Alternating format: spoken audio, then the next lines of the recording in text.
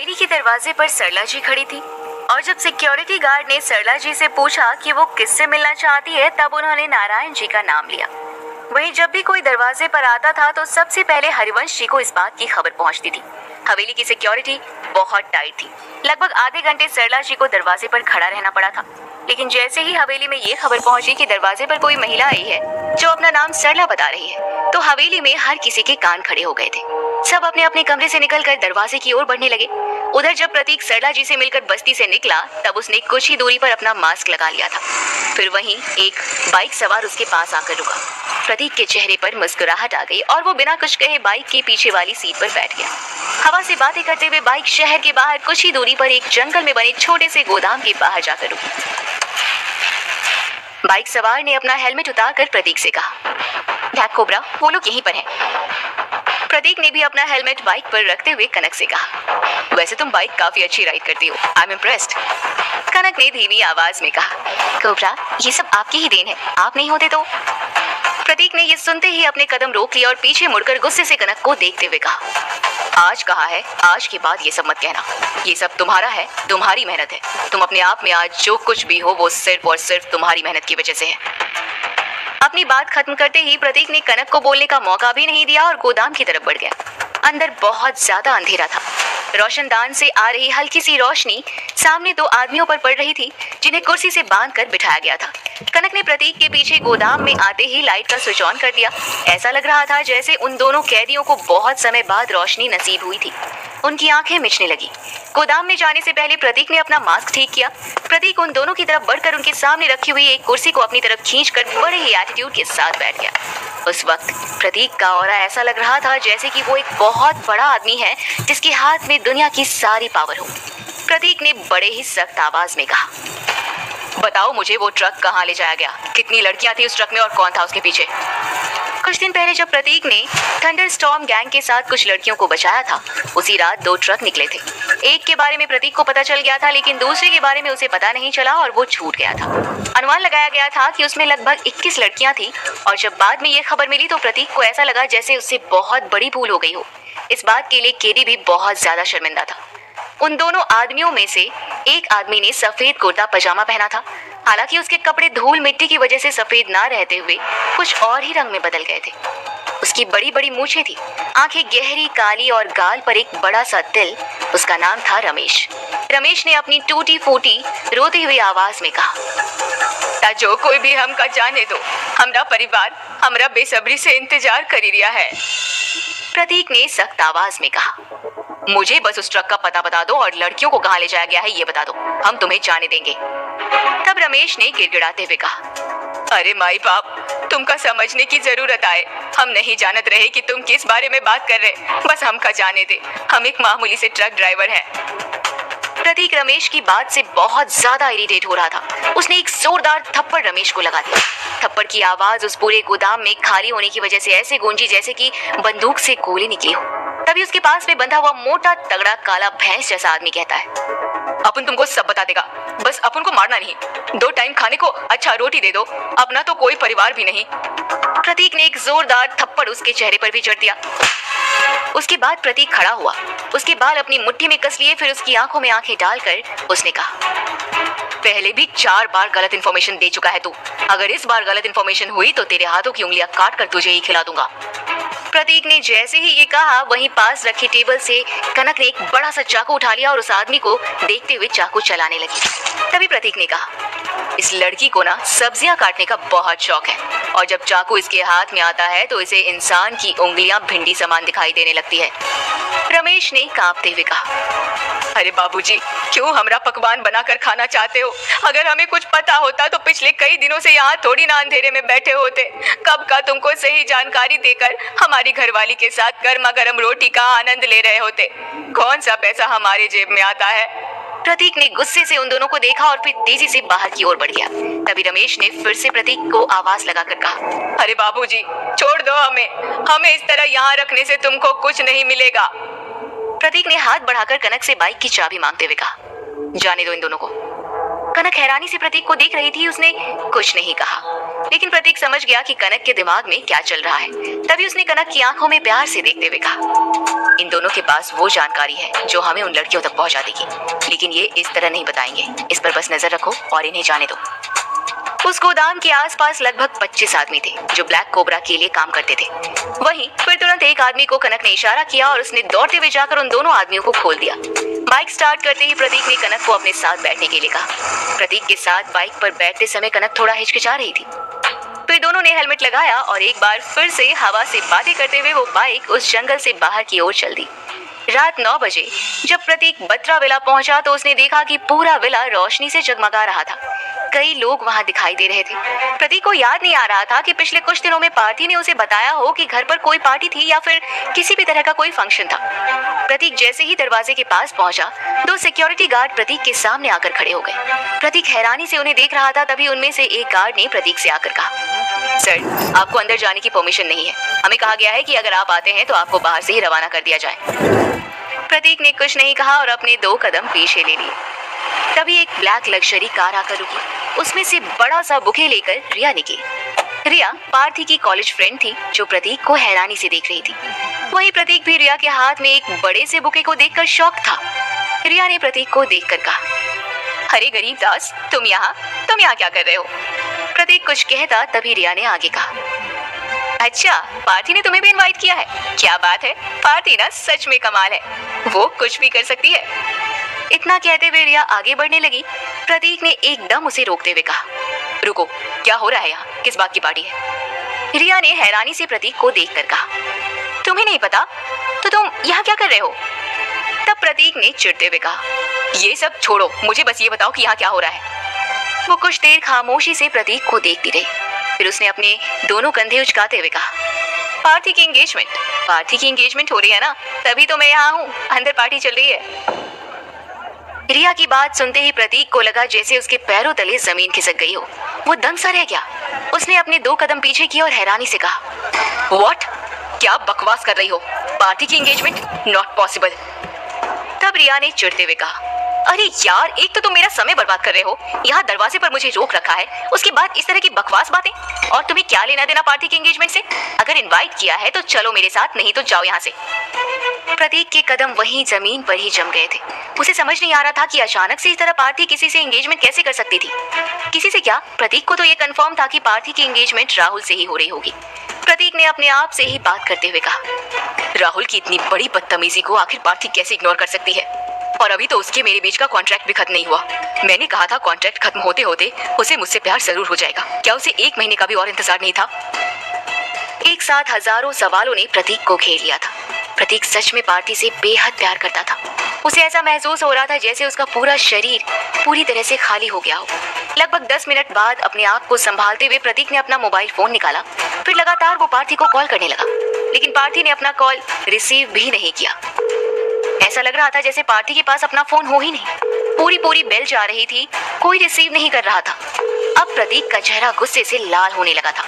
उसका दिल कांच के समान टूटकर कई टुकड़ों में बिखर गया था।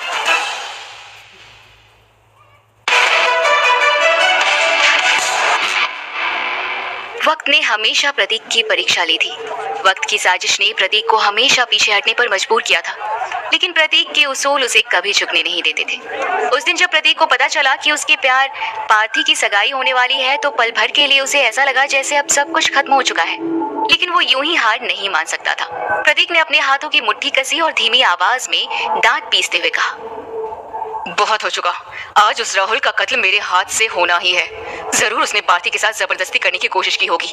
2.5 साल से प्रतीक बत्रा विला में रहता था।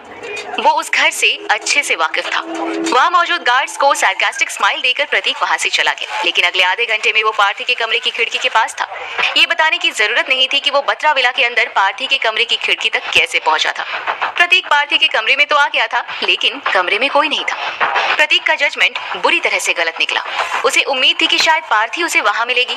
अब क्या था, आखिरकार उसे कमरे से निकलना ही था। जैसे ही उसने पार्थी के कमरे का दरवाजा खोला, बाहर नीचे से बहुत सारे लोगों की आवाज आ रही थी। म्यूजिक चल रहा था। इसका साफ मतलब था कि पार्टी स्टार्ट हो गई थी और जोरों शोरों से लोग एंजॉय कर रहे थे। प्रतीक ने हैरानी से अपने आप से बात करते हुए कहा, जिस रणधीर बत्रा के पास अपना गुजारा करने के लिए पैसा नहीं था, उसने आज इतनी आलीशान पार्टी दी है। आखिर कैसे, वो भी सिर्फ एक दिन में सारा अरेंजमेंट। प्रतीक जैसे तैसे छुपते छुपाते सबसे पहले अपने कमरे में गया। उसने अपने कपड़े इतनी जल्दी चेंज किए जैसे कि उसकी ट्रेन छूट रही हो। साथ ही अपना हुलिया भी थोड़ा चेंज किया ताकि कोई भी उसे आसानी से नहीं पहचान पाए। फिर बड़े एटीट्यूड के साथ वो अपने कमरे से निकला और नीचे पार्टी हॉल में जाने लगा। अभी भी उसके चेहरे के घाव ताजा थे। कई लोग उसे पलट कर देख रहे थे। प्रतीक की कोशिश नाकामयाब रही। वो लोगों की आंखों में खटकने लगा था। उसने अपने चेहरे पर बड़ी बड़ी मूछें लगाई थी जो लोगों को और ज्यादा उसकी तरफ आकर्षित कर रही थी, लेकिन उसकी नजरें तो सिर्फ पार्थी को ढूंढ रही थी। वो बेसब्री से उस पल का इंतजार कर रहा था जब पार्थी उसके सामने आती। तभी उसकी नजर मिस्टर बत्रा पर पड़ी जो कुछ लोगों से घिरे हुए थे। उन्होंने ब्लैक सूट पहना हुआ था, हर बार की अपेक्षा काफी स्मार्ट लग रहे थे। वही उनके चेहरे की खुशी तो ये बयां कर रही थी जैसे कि उनका बिजनेस, उनकी लाइफ सब सेट हो गई थी। अब उन्हें किसी भी तरह की प्रॉब्लम नहीं। मिस्टर बत्रा को देखकर प्रतीक ने अपने आप को छुपा लिया। वो नहीं चाहता था कि पार्थी से मिलने से पहले मिस्टर बत्रा उसे देख लें। तभी फिर उसकी नजर रितेश और रिया पर पड़ी जो बहुत ही बेसब्री से पार्थी के आने का इंतजार कर रहे थे। उन लोगों की नजर स्टेज पर थी क्योंकि अभी अभी अनाउंसमेंट किया गया था कि मिस पार्थी अपने मंगेतर के साथ कुछ ही पलों में स्टेज पर आ जाएंगी और उन दोनों की एंट्री के लिए बेहद खूबसूरत इंतजाम किए गए थे। आखिरकार वो पल आ ही गया था जब पार्थी अपने मंगेतर के साथ पार्टी हॉल में एंटर करने वाली थी। सब लोग बहुत ही एक्साइटमेंट से दरवाजे की ओर देख रहे थे। बहुत ही प्यारा लाइट म्यूजिक बज रहा था। लाइट्स डिम करते हुए क्रैकर्स चलना स्टार्ट हो गए थे। धीमे कदमों के साथ पार्थी अपने मंगेतर के साथ आगे बढ़ी। प्रतीक की आंखें तब फटी की फटी रह गई जब उसने पार्थी के साथ अनिरुद्ध को देखा। पार्थी ने अनिरुद्ध के हाथ में अपना हाथ डाला हुआ था। चेहरे पर हल्की सी मुस्कुराहट थी। बहुत खूबसूरत डिजाइनर गाउन में वो किसी परी की तरह लग रही थी। एक बार फिर प्रतीक हक्का बक्का रह गया। उधर पार्थी और अनिरुद्ध एक दूसरे को देखकर मुस्कुराते हुए स्टेज पर आकर खड़े हो गए थे। प्रतीक की आंखों के सामने कुछ ही पलों में अनिरुद्ध ने पार्थी को एक चमकती डायमंड की अंगूठी पहना दी। वहीं पार्थी ने भी मुस्कुराते हुए अनिरुद्ध को अंगूठी पहना दी। तालियों की गड़गड़ाहट से माहौल खुशनुमा हो रहा था। वहीं वहां मौजूद प्रतीक का दिल छलनी हो रहा था। तालियों की आवाज उसे किसी जंग में फूट रहे बम बारूद जैसी लग रही थी। हालांकि प्रतीक की निगाहें आसपास देखते हुए राहुल को भी ढूंढ रही थी। उसे पार्थी पर यकीन नहीं हो रहा था कि उसने राहुल के बारे में भी एक बार भी नहीं सोचा जो उसका बचपन का प्यार था। हालांकि राहुल के प्रति पार्थी के मन में प्यार तो उस वक्त खत्म हो गया था जब राहुल ने पार्थी को इग्नोर करते हुए अनिरुद्ध से दोस्ती करना चाहा था। उसके बाद से पार्थी ने राहुल का कोई कॉल रिसीव नहीं किया और अपनी जिंदगी में आगे बढ़ने का फैसला ले लिया था। लेकिन अनिरुद्ध के साथ, उस जैसे जाहिल इंसान के साथ ये एक बड़ा सवाल था। पार्थी और अनिरुद्ध दोनों कपल डांस कर रहे थे। अनिरुद्ध के हाथ की पकड़ पार्थी की कमर पर कसी हुई थी। वो दोनों इतने करीब थे कि एक दूसरे की सांस महसूस कर सकते थे। हालांकि पार्थी कुछ परेशान सी नजर आ रही थी। तभी अनिरुद्ध ने एक हाथ से उसका चेहरा अपनी तरफ किया और हल्के से उसके होंठों को चूमते हुए कहा, अब तुम मेरी होने वाली वाइफ हो। तुम्हारे चेहरे की परेशानी ठीक नहीं। पार्थी चुपचाप अनिरुद्ध को देखती रही। उसने एक शब्द नहीं कहा और अनिरुद्ध के साथ स्टेप बाय स्टेप डांस करने लगी। उस खूबसूरत से माहौल में अचानक से ही पास से गुजर रहे वेटर का पांव लड़खड़ा गया। उसके हाथ में जो ट्रे थी वो मॉकटेल के ग्लास से भरी हुई थी। गिरने की वजह से मॉकटेल्स ने पार्थी का गाउन खराब कर दिया। इस वजह से म्यूजिक बंद हो गया और हर कोई पार्थी को देखकर थोड़ा सा परेशान दिखाई देने लगा। मिस्टर बत्रा हड़बड़ाते हुए आए। फिर उन्होंने वेटर को देखकर चिल्लाते हुए कहा, व्हाट द हेल, ये क्या किया तुमने? पार्थी ने धीरे से मिस्टर बत्रा का हाथ दबाते हुए कहा, पापा इट्स ओके, मुझे बस 5 मिनट दीजिए, मैं गाउन ठीक करके आती हूँ। इतना कहने के बाद पार्थी ने अनिरुद्ध की ओर देखकर मुस्कुरा दिया। अनिरुद्ध ने भी आंखों के इशारे से पार्थी को जाने के लिए कहा। पार्थी जब अपनी ड्रेस को ठीक करने के लिए जा रही थी तभी वहां मौजूद निशांत ने प्रिया से कहा, जाओ और देखो तुम्हारी दी की ड्रेस ठीक करने में उनकी हेल्प करो। निशांत जो कभी पार्थी से नफरत करता था वो आज उसके सपोर्ट में बोल रहा था। प्रतीक दूर खड़े होकर ये सब तमाशा बहुत ही आराम से देख रहा था क्योंकि उसने पार्थी को देखा था कि पार्थी ने जानबूझ के वेटर के पांव में अपना पांव अड़ाकर उसे गिराया था ताकि उसकी ड्रेस खराब हो जाए। वहीं प्रतीक को कुछ समझ नहीं आया कि आखिर पार्थी ने ऐसा किया क्यों।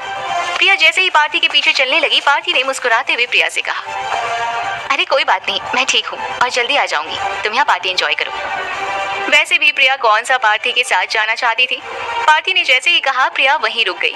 निशांत के पास कोई और ऑप्शन था भी नहीं क्योंकि इंटेंशनली निशांत पार्थी पर नजर रखना चाहता था, इसलिए वो प्रिया को उसके पीछे भेज रहा था। प्रतीक जहाँ खड़ा था वहीं से उसने अपने कदम पीछे लिए और खुद भी पार्थी के कमरे की ओर बढ़ गया। पार्थी ने अपने कमरे में जाते ही तुरंत दरवाजा लॉक कर दिया। अपनी ड्रेस साफ करने की जगह वो थोड़ी देर आईने के सामने जाकर बिल्कुल खामोशी से बैठ गई। उसकी आंखों से एक आंसू छलक गया, जैसे उसके मन में बहुत कुछ चल रहा हो, लेकिन वो किसी से कुछ कह नहीं पा रही थी।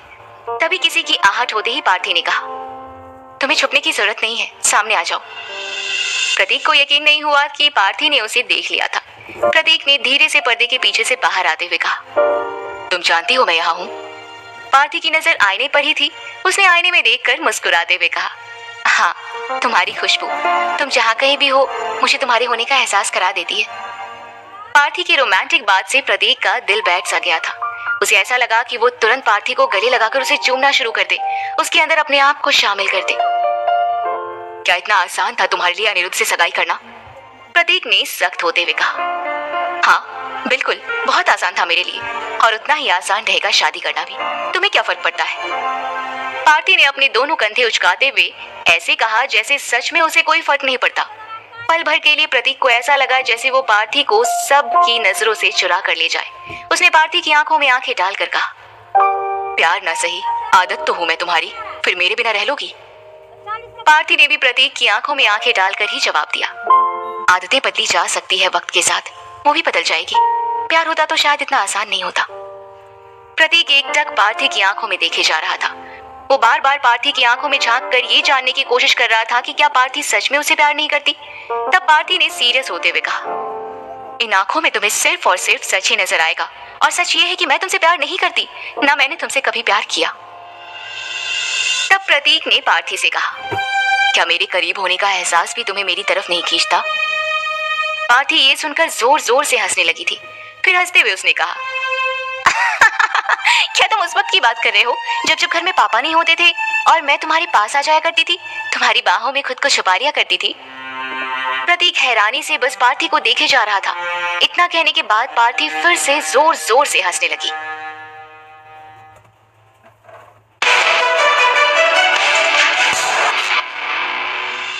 पार्थी की हंसी की आवाज प्रतीक के कानों में चुभ रही थी। प्रतीक ने गुस्से से पार्थी का हाथ पकड़ा और उसे झिंझोड़ते हुए कहा, बस करो, अपना ये नाटक बंद करो। अब पार्थी ने प्रतीक का हाथ झटकते हुए कहा, ये नाटक नहीं है, ये सच है। हाँ, तुम्हारी बाहों में मुझे हमेशा अच्छा लगता था और आगे भी लगेगा। अगर तुम मिसेस चौधरी के साथ हम बिस्तर होना चाहो तो कह देना, मैं तुम्हारे पास आने के लिए तैयार हूँ। ये सुनते ही प्रतीक ने पार्थी के गाल पर एक जोरदार थप्पड़ जड़ दिया। प्रतीक को अपने आप पर यकीन नहीं हो रहा था कि उसका हाथ आखिर कैसे उठ गया, लेकिन पार्थी ने बात ही कुछ ऐसी कही थी। पार्थी ने एक हाथ अपने गाल पर रखा हुआ था। अब उसकी आंखों में गुस्सा नजर आने लगा था। गुस्से से प्रतीक को देखते हुए उसने कहा, अगर मुझसे इतना ही प्यार था, या यूं कह लो कि प्यार है, तो क्यों तुम मेरे पापा की मदद करने से पीछे हटे? क्यों तुमने उनके बिजनेस को खत्म होने के मुकाम तक पहुंचने दिया? क्यों तुम अपने बाप के पास नहीं गए? तुम्हारे पास इतना सब कुछ होते होते भी क्यों तुमने सब कुछ नहीं अपनाया? प्रतीक ने भी तेज आवाज में चिल्लाते हुए कहा, क्योंकि मेरे उसूलों ने मुझे इसकी इजाजत नहीं दी। और क्या पैसा ही सब कुछ होता है? तब पार्थी ने भी आगे बढ़कर प्रतीक की कॉलर पकड़ी और उसकी आंखों में आंखें डालकर कहा, हाँ, पैसा ही सब कुछ है। जब मैं अपने पापा को रात भर फिक्र में जागता हुआ देखती हूँ, तब मेरे लिए पैसा ही सब कुछ है। जब मैं अपने पापा को खौफ में जीते हुए देखती हूँ कि उनका बिजनेस, उनका सब कुछ खत्म हो जाएगा, तब मेरे लिए पैसा ही सब कुछ है। पार्थी के इन शब्दों से प्रतीक की नजरें झुक रही थी। तब प्रतीक ने अपने दोनों हाथ पार्थी के गाल पर रखकर प्यार से उसकी आंखों में देखते हुए कहा, तुम्हें यकीन नहीं होगा, लेकिन मैं तुम्हारे पापा का बिजनेस कभी डूबने नहीं देता। अगर ऐसा होना होता तो कब से हो चुका होता। अगर अभी तुम्हारे पास 2 महीने का वक्त है तो उसका कारण भी मैं ही हूँ, और 2 महीने के अंत में तुम्हारे पापा की सारी परेशानी खत्म हो जाती। पार्थी ने प्रतीक को धक्का देते हुए गुस्से से कहा, झूठ कह रहे हो तुम, तुम्हारी इतनी औकात ही नहीं है। सच कहते थे मेरे पापा की तुम्हारी औकात नहीं है। अगर तुम रुद्र ओबरॉय नहीं हो तो प्रतीक शेखावत की कोई औकात नहीं है। प्रतीक शेखावत की औकात के बारे में तुम्हें अभी पता नहीं है। और रही बात प्यार की, तो पैसे के तराजू में प्यार को मत तोलो पार्थी, पछताओगी। पार्थी ने मुस्कुराते हुए कहा, पछताना मंजूर है, पर पीछे हटने के लिए मैं तैयार नहीं। पार्थी हमेशा से जिद्दी लड़की थी, लेकिन अपनी जिंदगी के साथ खिलवाड़ करना, अनिरुद्ध जैसे लड़के के साथ शादी करना, प्रतीक को ये सब समझ नहीं आ रहा था। प्रतीक ने पार्थी की आंखों में अनिरुद्ध के लिए नफरत देखी थी, और आज अनिरुद्ध उसे सबके सामने किस कर रहा था। आखिर कैसे? नफरत इतनी जल्दी प्यार में कैसे बदल सकती है? प्रतीक समझ गया था कि वो पार्थी को अब और नहीं समझा सकता। उसने अपना एक कदम पीछे किया। तभी पार्थी ने मुस्कुराते हुए उसे कहा, ऐसे ही चले जाओगे? प्रतीक को समझ में नहीं आया कि पार्थी कहना क्या चाहती है। प्रतीक हैरानी से पार्थी को बस देखे जा रहा था। तभी पार्थी ने मुस्कुराते हुए कहा, अपने कमरे से अपना सामान बटोर कर जाना, देखना कुछ रह ना जाए। बस्ती में उस छोटी सी झोपड़ी में तुम्हारा सामान तुम्हारे काम आएगा। प्रतीक की आंखें ऐसे लाल हो गई थी जैसे कि आंखों में खून उतर आया हो। जिस लड़की से उसने बेइंतहा प्यार किया, उसे उम्मीद थी कि एक ना एक दिन वो लड़की जरूर बदल जाएगी, लेकिन वही लड़की आज सच में उसे उसकी औकात दिखा रही थी। प्रतीक ने कुछ नहीं कहा और वो वहां से जाने लगा। प्रतीक ने अभी कमरे के दरवाजे पर हाथ रखा ही था, तभी बाहर से दरवाजा खुलता है और प्रतीक दरवाजा खुलते ही उसके साथ ही दरवाजे के पीछे हट गया, या यूं कह ले कि छुप गया। दरवाजे पर अनिरुद्ध था। अनिरुद्ध को देखते ही पार्थी अपनी ड्रेस ठीक करने लगी। अनिरुद्ध तेज कदमों से पार्थी के एकदम करीब आकर खड़ा हो गया।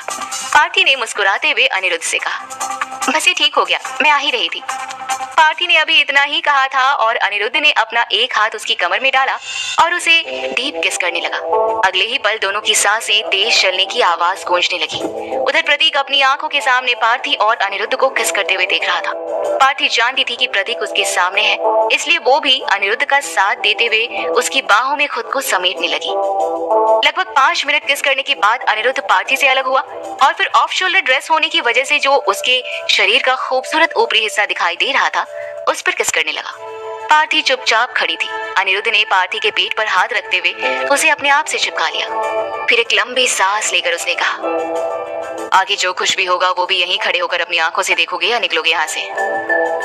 पार्थी, जिसने अपने शरीर को लूज छोड़ रखा था, वो एकदम ही सकपका गई। प्रतीक जो दरवाजे के पीछे था, उसने अपना कदम आगे बढ़ाया। अनिरुद्ध ने पार्थी की कमर में हाथ डालकर उसे अपने आप से एक बार फिर से चिपकाया और प्रतीक की आंखों में आंखें डालकर कहा, मुझे लगता है कि तुम्हें मेरे प्यार का सबूत मिल गया होगा। अब तुम यहाँ से जा सकते हो, वरना तुम्हारे शरीर के इतने टुकड़े करूंगा कि तुम्हारा नाम और निशान मिट जाएगा। पार्थी समझ गई थी कि अनिरुद्ध ने कमरे के बाहर खड़े होकर उसकी और प्रतीक की सारी बातें सुन ली थी। पार्थी की आंखें नम थी। प्रतीक कुछ कहता उससे पहले ही अनिरुद्ध एक बार फिर से पार्थी के होंठों को पैशनेट होकर चूमने लगा। पार्थी के पास उसका साथ देने के अलावा और कोई ऑप्शन नहीं था। प्रतीक के कदम अभी भी वहीं जमीन पर जमे हुए थे। उसे समझ नहीं आ रहा था कि वो क्या करे। हालांकि प्रतीक अनिरुद्ध से कई गुना ज्यादा ताकतवर था, ये बात अनिरुद्ध खुद जानता था। मॉल में रिंग में जब अनिरुद्ध और प्रतीक की फाइट हुई थी तो प्रतीक के एक हाथ ने ही अनिरुद्ध को इस बात का एहसास करा दिया था। लेकिन फिर भी प्रतीक, जो लोगों के सामने अपनी ताकत नहीं आजमाना चाहता था, उसका टेस्ट लेते हुए अनिरुद्ध अपनी लिमिट क्रॉस कर रहा था। पार्थी के गुलाबी होंठ सूज चुके थे। उसके होंठों की लिपस्टिक अनिरुद्ध के होंठों पर नजर आने लगी थी। अनिरुद्ध ने हल्के से पार्थी के कान पर बाइट किया और उसी की कमरे की वॉशरूम की ओर जाते हुए कहा, सिर्फ 2 मिनट में मैं फ्रेश होकर आ रहा हूँ। याद रहे पार्थी, हमें नीचे पार्टी में जाना है, क्योंकि अब यहाँ पर कोई भी और कोई स्यापा झेल नहीं पाएगा। वहीं पार्थी को यकीन नहीं हो रहा था कि प्रतीक इतना सब कुछ होने के बाद भी वहाँ पर खड़ा था। पार्थी ने प्रतीक की तरफ बढ़ते हुए कहा, चले क्यों नहीं जाते यहाँ से? आखिर तुम जानना क्या चाहते हो? प्रतीक ने गुस्से भरी निगाह से पार्थी की ओर देखते हुए कहा, बस तसल्ली करना चाहता था कि सच में मैंने तुमसे प्यार करके गलती की है या कोई बुरा ख्वाब देख रहा हूँ। पार्थी ने एकदम ही अपने दोनों हाथ जोड़े और गुस्से में कहा, अगर तुम्हारी तसल्ली हो गई है तो अब जाओ यहाँ से। सच है कि मैं अनिरुद्ध से प्यार नहीं करती, लेकिन उसके पैसे से बेइंतहा प्यार करती हूँ और जीने के लिए मेरे लिए सिर्फ पैसा ही जरूरी है, समझे? हालांकि ये बात तो प्रतीक हमेशा से जानता था कि जितना प्यार पार्थी को पैसे से है उतना किसी और चीज से नहीं, लेकिन आज उसे पैसों की ताकत पर यकीन हो गया था। उसका प्यार हार गया था। अब कहने और सुनने के लिए नहीं, बल्कि देखने के लिए भी कुछ नहीं बचा था। जब वो पलट कर गया तो उसने एक बार भी मुड़कर फिर पार्थी की ओर नहीं देखा। इस बार उसकी आंखों में नमी नहीं थी, था तो सिर्फ गुस्सा, नफरत। सच, पैसों की ताकत के सामने उस दिन प्यार हार चुका था। कुछ ही देर में अनिरुद्ध रेस्टरूम से आया और पार्थी की ओर देखकर कहा, होप तुम रेडी हो, चले?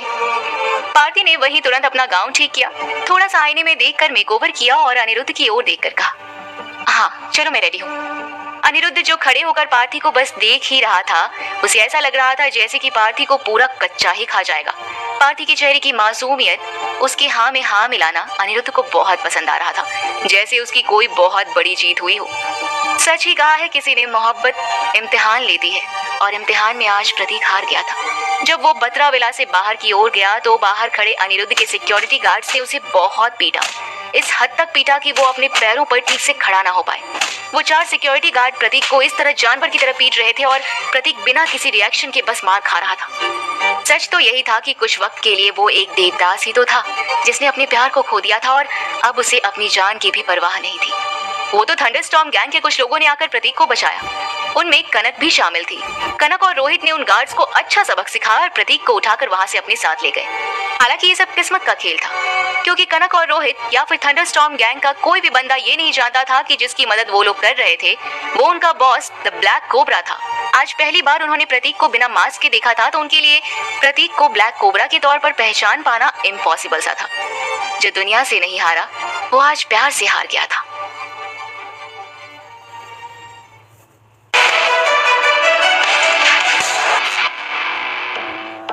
प्रतीक के शरीर के घाव से महसूस नहीं हो रहे थे। ये कहा जा सकता है कि जो कुछ भी हुआ उसके बाद प्रतीक और ज्यादा ताकतवर हो गया था। वहीं अब उसके अंदर इमोशंस की भी जगह नहीं थी। प्यार नाम से उसे नफरत थी। लगभग 2 दिन बाद उसकी आंखें खुली, तब उसने आंखें खोलते ही अपनी माँ को अपनी आंखों के सामने पाया। प्रतीक को कुछ समय लगा जो कुछ भी हुआ वो सब समझने में, लेकिन बहुत ही जल्द उसने अपने आप को संभाल लिया था। थंडरस्टॉर्म गैंग के मेंबर्स प्रतीक शेखावत को अच्छे से जानते थे, क्योंकि वो उनकी बस्ती में ही रहता था। इसलिए जब उन्होंने प्रतीक को बेहाल देखा तो अपने साथ बस्ती में ले गए। साथ ही सरला जी को भी उसकी हालत की खबर कर दी गई थी। प्रतीक के बेहाल होने की खबर जब सरला जी को दी गई थी तब वो ओबरॉय हवेली से लौटी ही थी।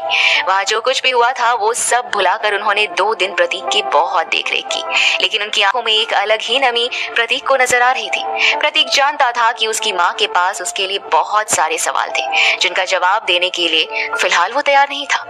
धीरे धीरे करके वो उठा, फिर अपना फेस वॉश करके खुद से ही चाय बनाने लगा। सामने टेबल पर रखा हुआ अपना मोबाइल देखकर जैसे ही उसने उठाया तो वो खुद बहुत हैरान हो गया। उसे यकीन नहीं हो रहा था कि वो 2 दिन से सो रहा था। समय और दिन देखकर उसे ऐसा लगा कि न जाने पिछले 2 दिनों में क्या कुछ नहीं हुआ होगा, दुनिया किस हद तक बदल गई होगी। वही प्रतीक को सरला जी की खामोशी बहुत ज्यादा परेशान कर रही थी। उन्होंने अभी तक प्रतीक से एक शब्द नहीं कहा था, कोई सवाल नहीं पूछा। तभी प्रतीक ने धीमी आवाज में कहा, क्या बात है माँ, सब ठीक तो है? यकीन नहीं होता कि मैं 2 दिन से सो रहा था। सरला जी ने एक नजर प्रतीक को देखा और अपना कुछ काम करने लगी। प्रतीक तुरंत ही उनके पीछे गया और फिर उनका हाथ अपने हाथ में लेते हुए उसने कहा, जानता हूँ माँ तू बहुत नाराज है, इस बार माफ कर दे प्लीज। सरला जी ने कुछ नहीं कहा, बस अपना एक हाथ प्रतीक के गाल पर रखकर मुस्कुरा दिया। प्रतीक को तभी कुछ याद आया। उसने तुरंत सरला जी से कहा, क्या बा हरिवंशी दोबारा आए थे? दादाजी की तबीयत कैसी है, कुछ बताया उन्होंने?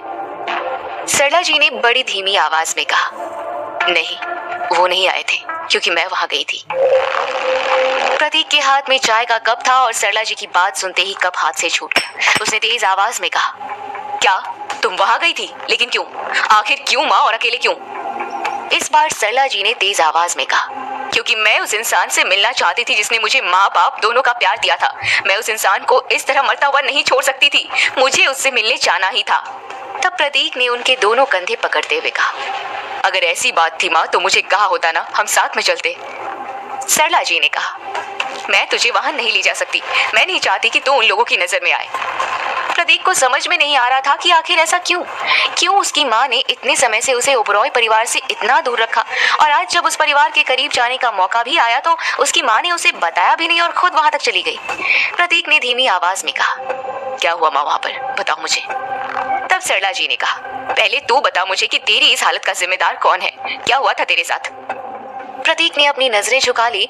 जो कुछ भी हुआ था उसके बारे में प्रतीक सरला जी को बताना नहीं चाहता था। सरला जी ने कहा, क्या ये सब उस लड़की का करा धरा है?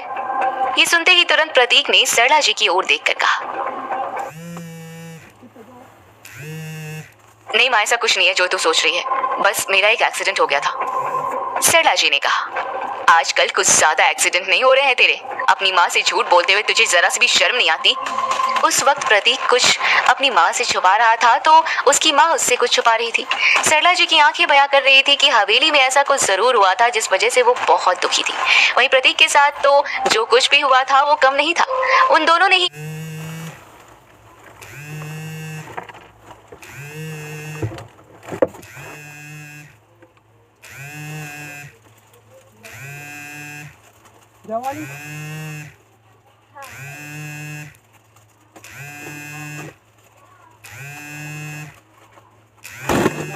एक दूसरे को उनके साथ क्या हुआ ये नहीं बताया और इसी तरह पूरा दिन निकल गया। प्रतीक बार बार पूछने की कोशिश कर रहा था कि आखिर हवेली में हुआ क्या, लेकिन वो जानता था कि अगर उसने कोई सवाल किया तो उसकी माँ यानी कि सरला जी उससे बहुत सारे सवाल करेंगी। इस वजह से वो खामोश था। प्रतीक ने जब अपना मोबाइल देखा तो केडी के 10 से 12 मिस्ड कॉल्स थे, वहीं पार्थी के भी काफी सारे मिस्ड कॉल्स थे। पार्थी के मिस्ड कॉल देखकर प्रतीक का दिल बैठ सा गया। उसे तो लगा था कि उस रात सब कुछ खत्म हो गया, फिर पार्थी ने उसे कॉल क्यों किया? यही सब प्रतीक सोच रहा था, तभी दरवाजे पर किसी के होने की आहट सुनाई दी। प्रतीक ने जैसे ही नजर उठाकर देखा तो वहां पार्थी खड़ी थी। पार्थी को देखकर प्रतीक दंग रह गया। पार्थी जैसी लड़की जो बस्ती के लोगों की ओर देखना पसंद नहीं करती थी, आज वो बस्ती में थी। प्रतीक अपने कदम आगे बढ़ाता या कुछ कहता, उससे पहले ही सरला जी की तेज आवाज सुनाई दी। तुम यहाँ क्या कर रही हो? लगभग 6 महीने पहले प्रतीक पार्थी के जन्मदिन पर सरला जी को बत्रा हाउस मिस्टर बत्रा और पार्थी से मिलाने ले गया था, इसलिए सरला जी पार्थी को अच्छे से जानती थी। हालांकि सरला जी और पार्थी की पहली मुलाकात कुछ खास ठीक नहीं थी।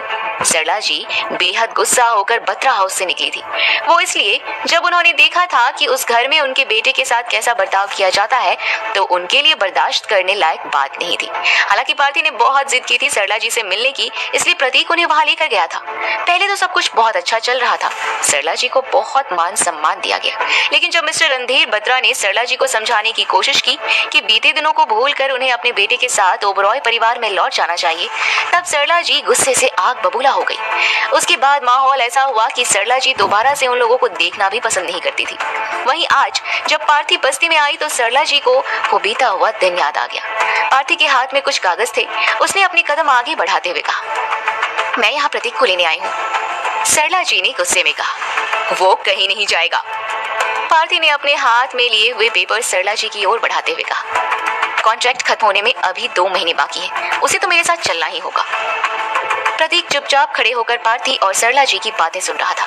सरला जी ने पार्थी के हाथों से कॉन्ट्रैक्ट पेपर लिए और बिना पढ़े ही उन्हें फाड़ के पार्थी के मुंह पर फेंकते हुए कहा, मुझे नहीं लगता कि अब प्रतीक को तुम्हारे साथ जाने की जरूरत है। पार्थी ने अपने दोनों हाथ बांधे और एक सार्कास्टिक स्माइल देते हुए कहा, आपको क्या लगता है कि ये ओरिजिनल था? इस तरह की कई फोटोकॉपी है। अगर प्रतीक नहीं चला तो कोई बात नहीं, बस आप लोगों को 50 लाख का जुर्माना भरना होगा। 50 लाख सुनते ही सरला जी के कदम जमीन पर ही जम गए। उन्हें समझ नहीं आ रहा था कि वो आगे क्या कहे। तभी प्रतीक तुरंत आगे बढ़ा। उसने पीछे से अपनी माँ के दोनों कंधों को पकड़ते हुए पार्थी से कहा, बकवास बंद करो। जब तुम्हें मुझसे कुछ लेना देना नहीं है तो मेरा तुम्हारे साथ चलने का क्या मतलब? पार्थी ने मुंह बनाते हुए कहा, मतलब हो या नहीं, कॉन्ट्रैक्ट तो पूरा करना ही होगा ना। वक्त कम है, यहाँ इस बस्ती की बदबू मुझसे बर्दाश्त नहीं होती। चलो जल्दी। अभी तक प्रतीक ने पार्थी को करीब से नहीं देखा था। बल्ब की रोशनी उसके ऊपर पड़ रही थी, इसलिए उसका चेहरा साफ नहीं दिखाई दे रहा था। वहीं जैसे ही प्रतीक ने पार्थी को देखा उसके होश उड़ गए। पार्थी की मांग भरी हुई थी, हाथों में चूड़ा पहने हुए थी, गले में मंगलसूत्र। हालांकि ड्रेस तो उसने अभी भी जींस टॉप ही पहना था, लेकिन पार्थी का ये रूप देखकर प्रतीक को ऐसा लगा जैसे उसके गले में आवाज ही नहीं रही। जब प्रतीक ने पार्थी को वहां देखा तो उसे लगा कि शायद पार्थी उससे प्यार करती है और उसके बिना रह नहीं सकती, इसलिए कॉन्ट्रैक्ट का बहाना करके उसे लेने आई थी। वहीं फिर पार्थी की मांग भरी हुई है, इसका मतलब उसकी शादी हो चुकी है। लेकिन सिर्फ 2 दिन में ऐसा कैसे हो सकता था? प्रतीक पल भर के लिए भूल गया कि वहां उस कमरे में उसकी माँ भी थी। वो पार्थी की तरफ तेजी से गया। उसके दोनों कंधे से उसे टाइट पकड़कर उसने गुस्से में कहा, ये सब क्या है? तुमने शादी कर ली? कुछ पल के लिए पार्थी खामोश रही। कुछ कहने की वो हिम्मत नहीं जुटा पा रही थी। फिर भी अपने चेहरे के एक्सप्रेशन संभालते हुए उसने कहा, हाँ मैंने शादी कर ली। प्रतीक एकदम ही 2 कदम पीछे हट गया। सच में ये बात उसके लिए किसी तूफान से कम नहीं थी। सरला जी भी जानती थी कि उनका बेटा पार्थी से बेहद प्यार करता था। वो तुरंत ही आगे बढ़ी और उन्होंने प्रतीक के कंधे पे अपना हाथ रख दिया।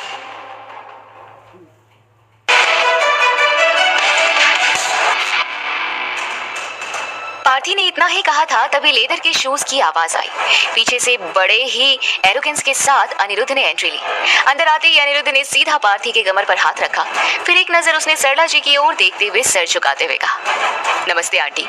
मैंने सुना प्रतीक का हमारे साथ जाना आपको गवारा नहीं, तो कोई बात नहीं, कुछ देर में मेरा वकील आ जाएगा। आप 50 लाख का चेक तैयार रखिए, वरना अपने बेटे को जेल भिजवाने के लिए तैयार रहिएगा। जैसा आपको ठीक लगे, आगे आपकी मर्जी।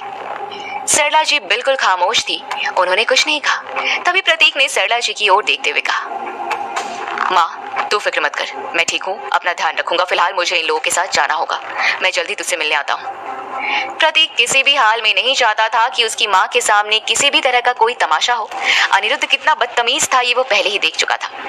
वहीं जिस तरह से अनिरुद्ध ने पार्थी की कमर में हाथ डालकर उसे अपने से चिपका रखा था, प्रतीक जानता था कि अनिरुद्ध अपने लिमिट बिना सोचे समझे क्रॉस कर सकता था। उसे कोई फर्क नहीं पड़ता कि उसके आमने सामने कौन है और वो कहाँ था, लेकिन एक सवाल प्रतीक को बार बार परेशान कर रहा था। अनिरुद्ध और पार्थी की शादी मात्र 2 दिनों में ये कैसे पॉसिबल था? आखिर ऐसा क्या हुआ 2 दिनों में जो पार्थी और अनिरुद्ध की शादी हो गई? अभी तक तो प्रतीक इसी कश्मकश में उलझा हुआ था कि पार्थी ने आखिर अनिरुद्ध से सगाई कैसे की, क्या हुआ था पार्थी और अनिरुद्ध के बीच में।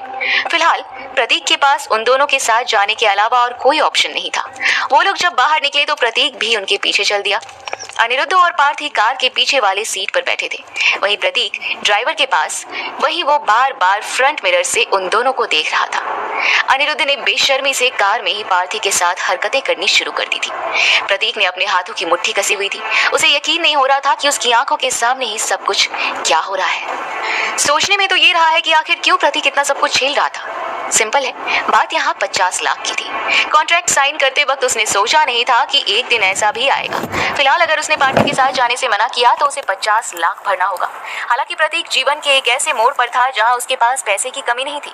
एक तरफ वो रुद्र ओबरॉय बनकर 50 लाख पार्थी के मुंह पर मार सकता था, वहीं दूसरी तरफ ब्लैक कोबरा के नाम से जाना जाने वाला प्रतीक भी अब पूरी तरह से केपेबल था। 2 साल पहले जब सरला जी की सर्जरी के लिए प्रतीक के पास पैसे नहीं थे, तब उसे पैसे की कीमत समझ आई थी। फिर उसके बाद मार्केट में चल रहे ब्लैक मनी के काम को अंजाम देते हुए उसने इतना पैसा बनाया था कि वो अनिरुद्ध जैसे व्यक्ति को आराम से खरीद सकता था। बस वो अपने प्यार की ताकत को समझना चाहता था। वो चाहता था कि पार्थी उसे जैसा वो है उसे उसी हाल में अपनाए, उसके साथ रहे। फिर सही वक्त आने पर वो पार्थी को सच बता देगा, लेकिन उसने पार्थी को हमेशा हमेशा के लिए खो दिया था। पैसों के आगे प्यार की ताकत ने दम तोड़ दिया था। पार्थी जो बहुत ज्यादा अनकंफर्टेबल हो रही थी, वो अपने मुंह से एक शब्द भी नहीं निकाल पा रही थी। हाँ, लेकिन उसकी लंबी लंबी सांसों की आवाज कार में गूंज जरूर रही थी। ड्राइवर ने कान में ईयरफोन्स लगा रखी थी, जैसे उसे पहले इंस्ट्रक्शन दे दी गई हो। उधर बस्ती में सरला जी अपने आप को कोस रही थी। उन्हें ऐसा लग रहा था कि उन्हें अपने बच्चे के लिए उसके हक की लड़ाई लड़नी चाहिए थी, क्योंकि इस बार जब वो हवेली में गई तो सब कुछ बदला हुआ था। हवेली पहले से ज्यादा खूबसूरत नजर आ रही थी। वहां पर एक एक एंटीक पीस लाखों की कीमत का होगा। हरिवंश जी के साथ वो सीधा नारायण जी के कमरे में जाना चाहती थी। परिवार के बहुत से लोगों की खतरनाक नजरें उन्होंने अपने ऊपर देखी थी। बच्चे बड़े हो चुके थे जिन्हें वो पहचान नहीं पा रही थी। हालांकि वो बच्चे भी उन्हें नहीं पहचान पा रहे थे, इसलिए उन्हें देखा अनदेखा करके वहां से चले गए। उनमें शॉर्ट ड्रेस पहने एक लड़की भी थी जिसका नाम तनु था, जो कि मीनाक्षी की छोटी बेटी थी। उसने तो अनजाने में ही सरला जी की बहुत ज्यादा बेइज्जती की थी। तनु कॉलेज के लिए निकल रही थी और तभी उसकी नजर सरला जी पर पड़ी। सरला जी ने एक मामूली सी साड़ी पहनी हुई थी। उन्हें देखकर तनु को इस बात का एहसास हुआ कि उसने उस औरत को तो पहले कभी नहीं देखा, इसलिए उसने खुद से ही अनुमान लगा लिया कि वो औरत जरूर वहां सर्वेंट के लिए इंटरव्यू देने के लिए आई होगी।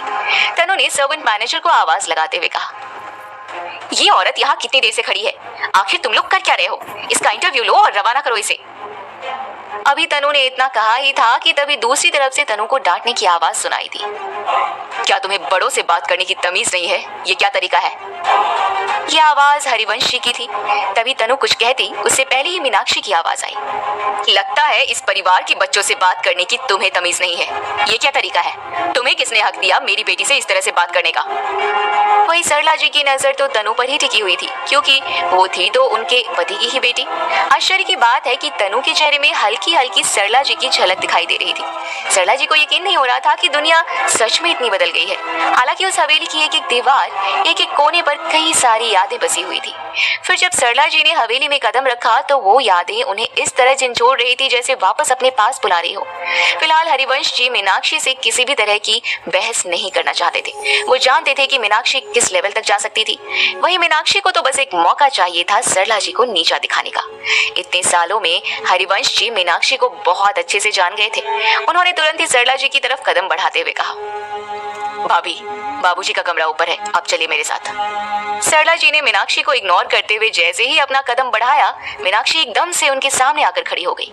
फिर गुस्से से उन्हें देखते हुए उसने कहा, विशाल घर पर नहीं है, और अगर वो घर पर नहीं है तो उनकी इजाजत के बिना किसी भी बाहर के व्यक्ति को पिताजी के कमरे तक जाने की इजाजत नहीं है। इतना कहने के बाद मीनाक्षी कुछ देर तक खामोश हो गई। फिर उसने सार्कास्टिक स्माइल देते हुए कहा, और वैसे भी तुम तो वो इंसान हो जिसे उसने खुद इस हवेली से बाहर फेंका था। मीनाक्षी के इन शब्दों ने एक पल के लिए सरला जी के सामने बीता कल लाकर रख दिया था। उनके आत्मसम्मान को गहरी चोट पहुंची थी, लेकिन अगर वो आई थी तो ये ठानकर आई थी कि चाहे जो हो जाए नारायण जी से मिलकर ही रहेंगी। पूरी तरह से मीनाक्षी को इग्नोर करते हुए साइड से निकलकर वो हरिवंश जी के पीछे जाने लगी। हरिवंश जी ने उन्हें अपने आगे चलने के लिए कहा। सरला जी का इस तरह का अड़ियल बर्ताव देखकर मीनाक्षी ने जोर से चिल्लाते हुए कहा, इतनी बेशरम औरत मैंने कहीं नहीं देखी, जिसे न अपनी इज्जत की कोई परवाह है न इस परिवार की। मीनाक्षी की सांस गुस्से में तेज चलने लगी थी। उसके चेहरे पर घबराहट भी थी। किसी भी हाल में वो सरला जी को नारायण जी से मिलने नहीं देना चाहती थी। मीनाक्षी दौड़ते हुए गई और सरला जी के सामने हाथ फैलाकर खड़ी हो गई। फिर गुस्से में सरला जी की आंखों में आंखें डालकर उसने कहा, चाहे जो हो तुम ऊपर नहीं जा सकती। जब तक विशाल यहाँ नहीं आएगा तुम नहीं जा सकती। तब हरिवंश जी ने कहा, विशाल का ही ऑर्डर है, मुझे इस हवेली की मालकिन को उनकी सही जगह तक लेकर जाना ही होगा। What the hell? मालकिन क्या लगा रखा है ये? मीनाक्षी ने गुस्से में तिलमिलाते हुए कहा। वही तनु भी खड़ी थी। तनु हैरानी से सरला जी को ऐसे देख रही थी जैसे कि अपने सामने वो किसी अजूबे को देख रही हो। तनु ने कहीं ना कहीं हवेली में उनके बारे में सुन तो रखा था, लेकिन पूरी हवेली में सरला जी की कभी कोई तस्वीर उसे नजर नहीं आई थी, इसलिए वो उन्हें पहचान भी नहीं पाई थी। वही हवेली के हॉल की एक बड़ी सी दीवार पर प्रतीक की बचपन की तस्वीर जरूर लगी थी, जिसे देखते ही सरला जी की आंखें उसी पर टिक गई। उन्होंने कभी सोचा नहीं था कि हवेली में किसी भी दीवार पर या किसी के दिल में प्रतीक की जगह आज भी होगी। हरिवंश जी हमेशा मीनाक्षी को इग्नोर किया करते थे। वो मीनाक्षी से बात करना बिल्कुल पसंद नहीं करते थे। वही मीनाक्षी की बदतमीजी बर्दाश्त करना उनके लिए भी एक बड़ा टास्क था। उन्होंने मीनाक्षी से कुछ नहीं कहा और सीधे विशाल जी को वीडियो कॉल कर दिया। कॉल रिसीव करते ही विशाल जी की आवाज आई, क्या बात है, वीडियो कॉल करने की नौबत क्यों आई? हरिवंश जी ने सीधा अपने फोन का कैमरा सरला जी के ऊपर कर दिया। वहीं अभी सरला जी ने विशाल की आवाज सुनी थी, जिसे सुनकर उन्हें ऐसा महसूस हुआ जैसे उनके पूरे शरीर पर सांप रेंग गया हो। एक अजीब सी घबराहट उन्हें महसूस हुई। फोन की दूसरी तरफ से किसी तरह की कोई आवाज नहीं आई।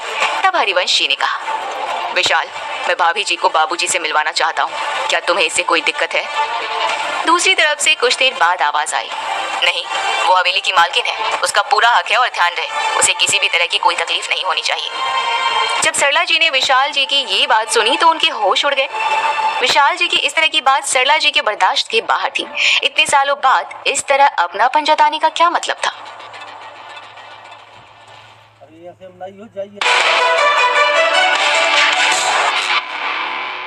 फिलहाल सरला जी सिर्फ और सिर्फ नारायण जी से मिलना चाहती थी, इसलिए उन्होंने किसी भी तरह का कोई रिएक्शन नहीं दिया। मीनाक्षी और तनु भूत बनकर खामोशी से चुपचाप वहीं खड़े रहे।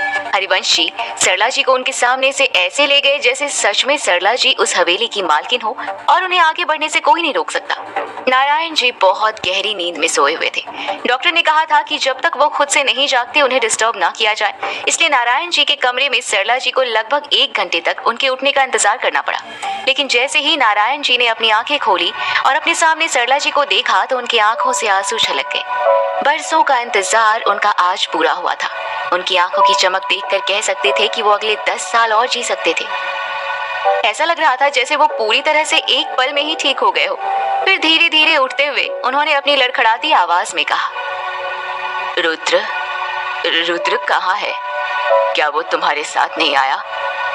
हरिवंश जी ने सरला जी को पहले ही बता दिया था कि उन्हें कहना कि प्रतीक पढ़ाई के लिए बाहर गया हुआ है, और वही जवाब उन्होंने देते हुए कहा, वो आना चाहता था लेकिन पढ़ाई के लिए बाहर गया है, आप फिक्र मत कीजिए, वो जल्दी ही आपसे मिलेगा। फिर लगभग 2 घंटे ढेर सारी बातें करने के बाद कमजोरी की वजह से नारायण जी को फिर से नींद आ गई। फिर उसी वक्त का फायदा उठाते हुए सरला जी वापस अपनी पुरानी यादों में लौट जाना चाहती थी। तभी मीनाक्षी ने उनके सामने आते हुए कहा, उम्मीद थी तुम दोबारा लौट कर नहीं आओगी। कुछ देर के लिए सरला जी एकटक मीनाक्षी को गुस्से में देखती रही। फिर उन्होंने सख्त आवाज में कहा, ये मेरा घर है, मुझे लगता है तुमने इस घर पर बहुत राज कर लिया और अब वक्त आ गया है तुम्हें अपनी सही जगह दिखाने का। हरिवंश जी जो कुछ देर के लिए वहां से कहीं गए थे वो भी वहां आ गए। वहीं मीनाक्षी का चेहरा गुस्से में लाल टमाटर की तरह हो रहा था। मीनाक्षी कुछ कहती उससे पहले ही सरला जी ने हरिवंश जी से कहा, फिलहाल मैं चलती हूँ, मुझे लगता है मैंने अपना फर्ज निभा लिया। हरिवंश जी ने कहा, भाभी ये आपका घर है, आप चाहे तो कुछ देर और रुक सकती हैं या फिर। इतना कहते ही हरिवंश जी चुप हो गए। सरला जी ने कुछ नहीं कहा और वो तेज कदमों से वहां से निकल गई। दूसरी तरफ प्रतीक अनिरुद्ध और पार्थी के साथ चौधरी विला पहुंचा था, जहां उसने अंदर जाने से मना कर दिया क्योंकि कॉन्ट्रैक्ट में उसे पार्थी के साथ बत्रा विला में ही रहना था। आखिरकार हार कर अनिरुद्ध पार्थी को बत्रा विला लेकर आया और उसने भी पार्थी के साथ अगले 2 महीने बत्रा विला में ही रहने का फैसला किया। बत्रा विला में पहुंचने के बाद प्रतीक को पता चला कि मिस्टर रणधीर बत्रा अपनी बेटी पार्थी की शादी अनिरुद्ध से करवाकर दूसरे ही दिन विदेश चले गए। प्रतीक को यह सब जानकर बड़ी हैरत हुई। घर में एक नौकर भी नहीं था। पार्थी ऐसे रिएक्ट कर रही थी जैसे सब कुछ बेहतर था, बिल्कुल पहले जैसा। वो अपने घर में आई और उसने अनिरुद्ध से कहकर कुछ लोगों को अपॉइंट कर लिया। अनिरुद्ध ने भी चौधरी विला से कुछ नौकर बुलवा लिए। ऐसा लग रहा था जैसे कि सब कुछ पहले की तरह ही नॉर्मल चल रहा था। लेकिन उस घर में मिस्टर रणधीर बत्रा के हंसी के ठहाके की आवाज प्रतीक कहीं ना कहीं बहुत ज्यादा मिस कर रहा था। मिस्टर बत्रा भले ही प्रतीक की कितनी भी इंसल्ट क्यों ना करते थे, लेकिन उनके बिना वो घर अधूरा सा था।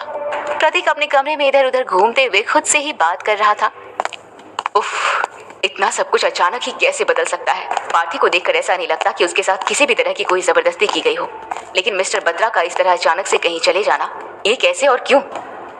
एक के बाद एक प्रतीक के दिमाग में सवाल खड़े हो रहे थे। सुबह जब उसने अपना फोन चेक किया था, केडी के भी बहुत सारे मिस्ड कॉल्स थे, लेकिन उस वक्त प्रतीक केडी को कॉल करना पूरी तरह से भूल चुका था। पार्थी में ही उसका पूरा दिन बीत गया। पार्थी के साथ जो कुछ भी हुआ, बीते 2 दिनों में जो हुआ और क्यों हुआ, इन सवालों ने पूरा दिन उसे परेशान करके रखा हुआ था। तभी केडी का कॉल आया। मोबाइल की रिंग सुनते ही प्रतीक को एहसास हुआ कि उसने बहुत कुछ इग्नोर कर दिया जिस पर उसे ध्यान देने की जरूरत थी।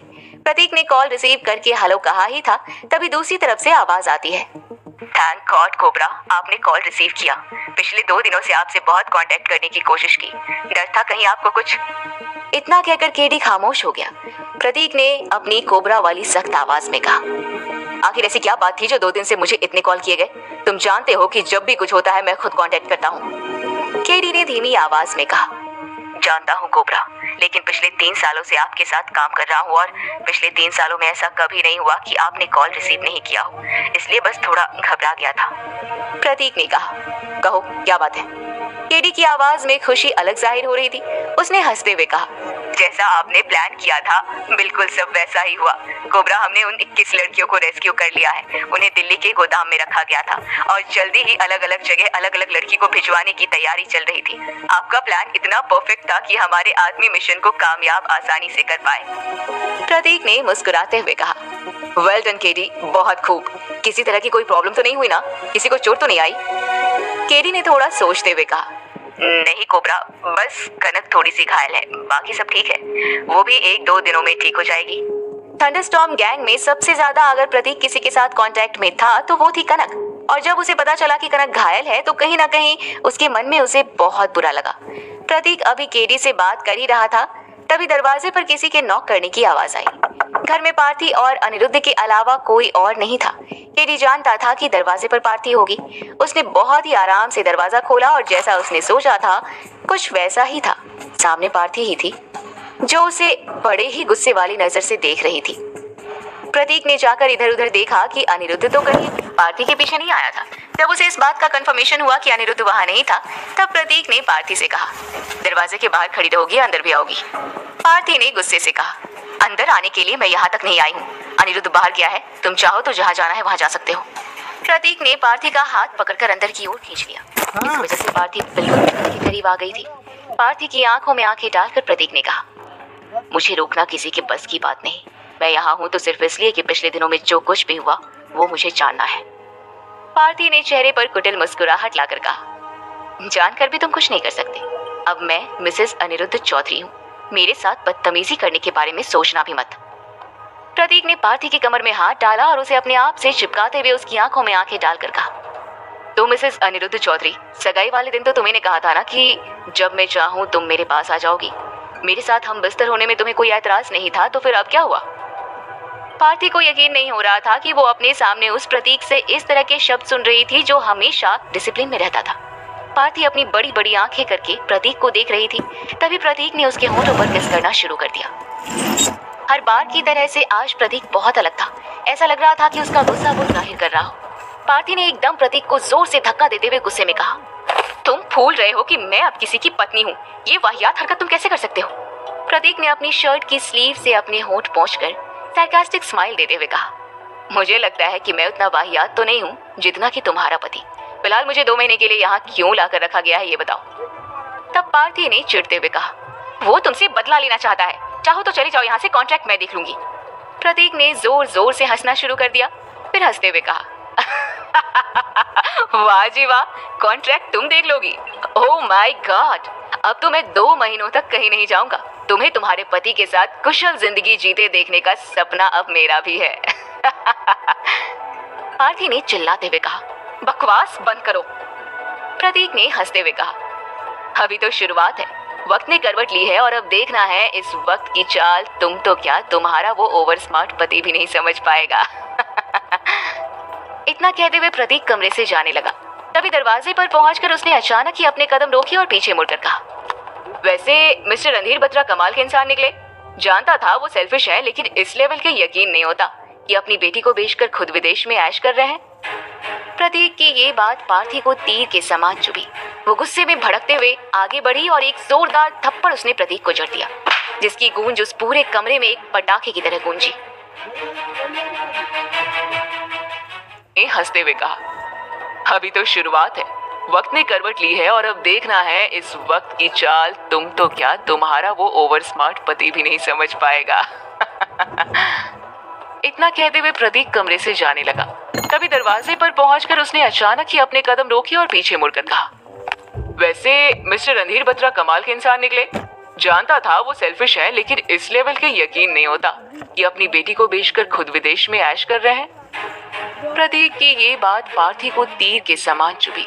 वो गुस्से में भड़कते हुए आगे बढ़ी और एक जोरदार थप्पड़ उसने प्रतीक को जड़ दिया, जिसकी गूंज उस पूरे कमरे में एक पटाखे की तरह गूंजी।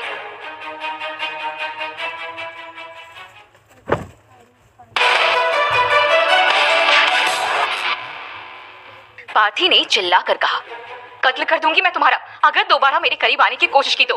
तब प्रतीक ने जाते जाते कहा, तुम्हारी इतनी औकात नहीं है, और तुमने जो औकात मुझे मेरी दिखाई थी ना, उसका भी हिसाब किया जाएगा, इस बात का मैं तुमसे वादा करता हूँ। ये कहते हुए प्रतीक हवा की तरह वहां से गायब हो गया। प्रतीक के जाते ही पार्थी की आंखों से आंसू बहने लगे। वो वहीं नीचे जमीन पर बैठ गई और अपने घुटनों पर अपना सर रखते हुए जोर जोर से रोने लगी। पार्थी को यकीन नहीं हो रहा था कि उसकी जिंदगी मात्र कुछ दिनों में पूरी तरह से बदल गई थी। तभी पार्थी ने देखा मिस्टर बत्रा का उसके मोबाइल पर वीडियो कॉल आ रहा था। पार्थी ने तुरंत अपनी आंखों के आंसू पोंछते हुए कॉल रिसीव कर लिया। मिस्टर बत्रा वीडियो कॉल पर बहुत ही खुशमिजाज नजर आ रहे थे।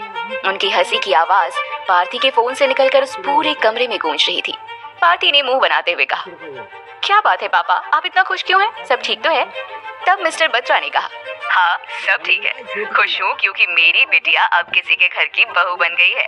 तुम मेरी फिक्र बिल्कुल मत करो, बस तुम्हें देखकर अच्छा लगा, और हंसना तो मेरी फेवरेट हॉबी है, तुम तो जानती हो। अच्छा तुम बताओ, अनिरुद्ध के साथ तुम्हारी शादी कैसे बीत रही है? वो तुमसे प्यार तो करता है ना? पार्थी ने चेहरे पर बड़ी सी मुस्कुराहट लाकर कहा, यस पापा, वो मुझसे बहुत प्यार करता है और मैं भी उससे, आप बिल्कुल भी फिक्र मत करो। तब मिस्टर बत्रा ने कहा, और प्रतीक कैसा है, वो ठीक तो है ना? कहीं ना कहीं पिछले 2.5 सालों से प्रतीक के साथ रहते रहते मिस्टर बत्रा भी उसे पसंद करने लगे थे, लेकिन मन ही मन में उन्होंने कभी ये बात जाहिर नहीं की थी। पार्थी ने भी मुस्कुराते हुए कहा, हाँ पापा वो भी ठीक है, वो भी अपनी जिंदगी में आगे बढ़ गया है। तब मिस्टर बत्रा ने कहा, चलो अच्छा है, मुझे तो लगा था कहीं तुम्हारे प्यार में वो खुद को ही खत्म न कर ले। पार्थी ने कहा, हमने उसे समझने में गलती की, सच वो कभी अपने पिता के सामने नहीं झुकेगा। अभी कॉन्ट्रैक्ट 2 महीने का बाकी है पापा, और उस कॉन्ट्रैक्ट के हिसाब से उसे हमारे साथ ही रहना है। 2 महीने में तो वो सब समझ जाएगा। कुछ देर पार्थी मिस्टर बत्रा को बहुत ही मासूमियत से देखती रही, फिर उसने धीमी आवाज में कहा, पापा मैं आपसे मिलने आ सकती हूँ? मिस्टर बत्रा ने तेज आवाज में कहा, नहीं बिल्कुल नहीं, तुम जानती हो कि दुनिया में अगर ये बात फैल गई कि मुझे कैंसर है और मेरे पास वक्त कम है तो हमारी कंपनी के सारे शेयर गिर जाएंगे। जैसे तैसे सिचुएशन कंट्रोल में आई है, सब खत्म हो जाएगा। पार्थी बेटा तुम ऐसी गलती नहीं करोगी। मिस्टर बत्रा, जिनके बारे में बताया गया था कि वो विदेश गए हैं, ऐसा कुछ नहीं था। वो मुंबई के एक बड़े से हॉस्पिटल में अपना इलाज करवा रहे थे। उन्होंने अपनी बेटी की शादी करवा दी थी। कारण बस यही था कि उन्हें जब पता चला कि उन्हें कैंसर है तो वो हर चीज सेट करना चाहते थे। मौत से पहले अपनी बेटी का घर बसाना चाहते थे। मिस्टर बत्रा की बात सुनकर पार्थी की आंखों में आंसू आ गए। तब मिस्टर बत्रा ने कहा, देखो तुम इस तरह रोती रहोगी या तुम्हारी आंखों में आंसू आए तो मैं तुम्हें दोबारा कॉल नहीं करूंगा। अब सोच लो तुम्हें क्या करना है, फिलहाल मैं कॉल काट रहा हूँ। इतना कहने के बाद मिस्टर बत्रा ने कॉल कट कर दिया।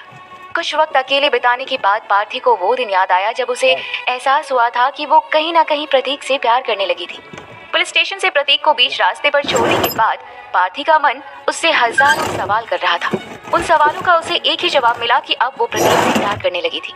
जब वो घर पहुंची तो उसने देखा कि घर पर अनिरुद्ध अपने पिता धनंजय चौधरी के साथ पहले ही उसके घर पर मौजूद था।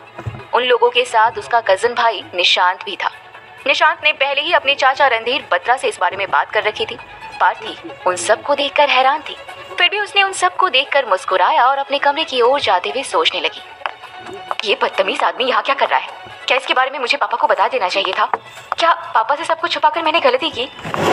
तभी मिस्टर रणधीर बत्रा पार्थी के पीछे उसके कमरे तक आ गए। फिर उन्होंने पार्थी से कहा, बेटा पार्थी, ये लोग तुम्हारे रिश्ते की बात करने आए हैं। पार्थी को खुद की किस्मत पर यकीन नहीं हो रहा था। आज पहली बार था जब उसे महसूस हुआ कि उसे प्रतीक से प्यार है। तभी किसी और का रिश्ता उसके लिए आ गया था। उसने हैरान होते हुए कहा, लेकिन पापा। मिस्टर बत्रा ने कहा, लेकिन क्या बेटा? धनंजय चौधरी हमारे बिजनेस पार्टनर बनने को तैयार है। चौधरी ग्रुप ऑफ इंडस्ट्री का 30% शेयर तुम्हारे नाम होगा, समझ रही हो? पूरी जिंदगी सेट है तुम्हारी। पार्थी ने चिढ़ते हुए कहा, लेकिन पापा मैं प्रतीक। मिस्टर बत्रा ने पार्थी को बीच में ही रोकते हुए कहा, उस लड़के का कोई फ्यूचर नहीं है। ड्रग्स के केस में वो जेल जा चुका है। उसके पिता उसे कभी नहीं अपनाएंगे। एक ऐसे लड़के के साथ जिंदगी दलदल हो जाएगी। वहीं ये तो तुम भी अच्छे से जानती हो, 2 दिन से ज्यादा तुम ऐशो आराम के बिना नहीं रह पाओगी। पार्थी ने गुस्से में चिढ़ते हुए कहा, लेकिन पापा चाहे जो हो जाए, अनिरुद्ध जैसी लड़की से नहीं। तब मिस्टर बत्रा ने कहा, पूरी दुनिया की लड़कियां उस पर मरती है और तुम? तभी पार्थी ने उन्हें बीच में रोकते हुए कहा, और मैं पार्थी बत्रा उससे शादी करने से इनकार करती हूँ। पार्थी और मिस्टर बत्रा डिस्कशन कर ही रहे थे, तभी उन्हें दरवाजे पर किसी के नॉक नॉक करने की आवाज सुनाई दी। दरवाजे पर अनिरुद्ध खड़ा था। एक पल के लिए मिस्टर बत्रा घबरा गए। उन्हें लगा अनिरुद्ध ने उनकी सारी बातें सुन ली। अनिरुद्ध ने मुस्कुराते हुए मिस्टर बत्रा से कहा, अंकल जी, मैं कुछ देर पार्थी से अकेले में बात करना चाहता था, अगर आपको एतराज ना हो तो। मिस्टर बत्रा कुछ देर खामोश हो गए। पार्थी इशारे से उन्हें मना कर रही थी, लेकिन उन्होंने पार्थी को इग्नोर कर दिया और वहां से चले गए। एक तरह से देखा जाए तो मिस्टर बत्रा किसी भी तरह से गलत नहीं थे। कोई भी पिता अपनी बेटी के लिए अच्छे से अच्छा सोचेगा। अनिरुद्ध चौधरी एक बिजनेस आइकॉन के नाम से जाना जाता था। पैसा, पावर, परिवार, सब कुछ था उसके पास जो प्रतीक के पास नहीं था। लेकिन पार्थी इन सब बातों को कहाँ समझ रही थी। मिस्टर बत्रा जब कमरे से गए तो पार्थी को ऐसा लगा जैसे छोटे बच्चों की तरह वो जोर जोर से पापा पापा करके रोने लगे। पार्थी ने अपने आप को समझाते हुए खुद से कहा, पापा अब चाहे जो कर लो, मैं इस बकवास आदमी से शादी नहीं करूंगी। अनिरुद्ध वहीं खड़ा था। उसने पार्थी की ये बात सुन ली और मुस्कुराते हुए कहा, मैं खुद भी तुमसे शादी नहीं करना चाहता, लेकिन उस रात जो कुछ भी हुआ उसका बदला लेना चाहता हूँ। तुमसे नहीं, तुम्हारे उस हमदर्द दोस्त से।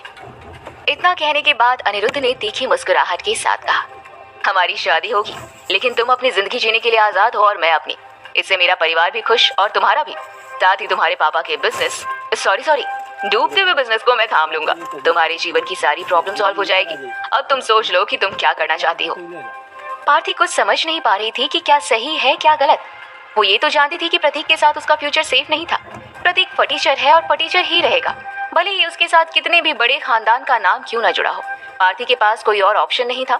उसने अनिरुद्ध की आंखों में आंखें डालकर कहा, मैं तुम पर कैसे यकीन कर लूं अगर तुमने धोखा दिया तो? तब अनिरुद्ध ने सार्कास्टिक स्माइल देते हुए कहा, तुम्हारी पीठ के उस दिल को जिस दिन से देखा है, तुमसे मोहब्बत हो गई है। चाहे जो कर लो, शादी तो तुमसे ही करके रहूंगा।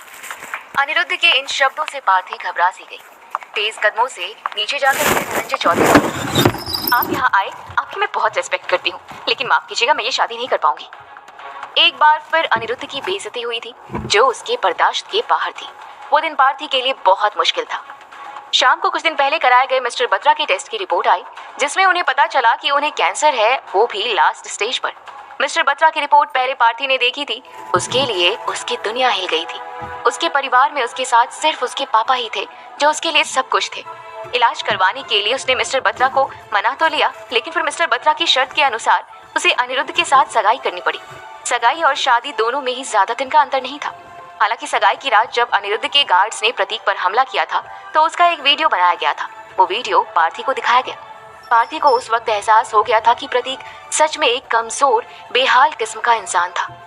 उसके साथ वो जिंदगी किसी भी हाल में नहीं काट सकती थी, इसलिए उसने दिल से अनिरुद्ध को अपना लिया।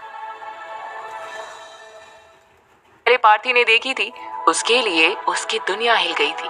उसके परिवार में उसके साथ सिर्फ उसके पापा ही थे जो उसके लिए सब कुछ थे। इलाज करवाने के लिए उसने मिस्टर बत्रा को मना तो लिया, लेकिन फिर मिस्टर बत्रा की शर्त के अनुसार उसे अनिरुद्ध के साथ सगाई करनी पड़ी। सगाई और शादी दोनों में ही ज्यादा दिन का अंतर नहीं था। हालांकि सगाई की रात जब अनिरुद्ध के गार्ड्स ने प्रतीक पर हमला किया था तो उसका एक वीडियो बनाया गया था। वो वीडियो पार्थी को दिखाया गया। पार्थी को उस वक्त एहसास हो गया था कि प्रतीक सच में एक कमजोर, बेहाल किस्म का इंसान था। उसके साथ वो जिंदगी किसी भी हाल में नहीं काट सकती थी, इसलिए उसने दिल से अनिरुद्ध को अपना लिया।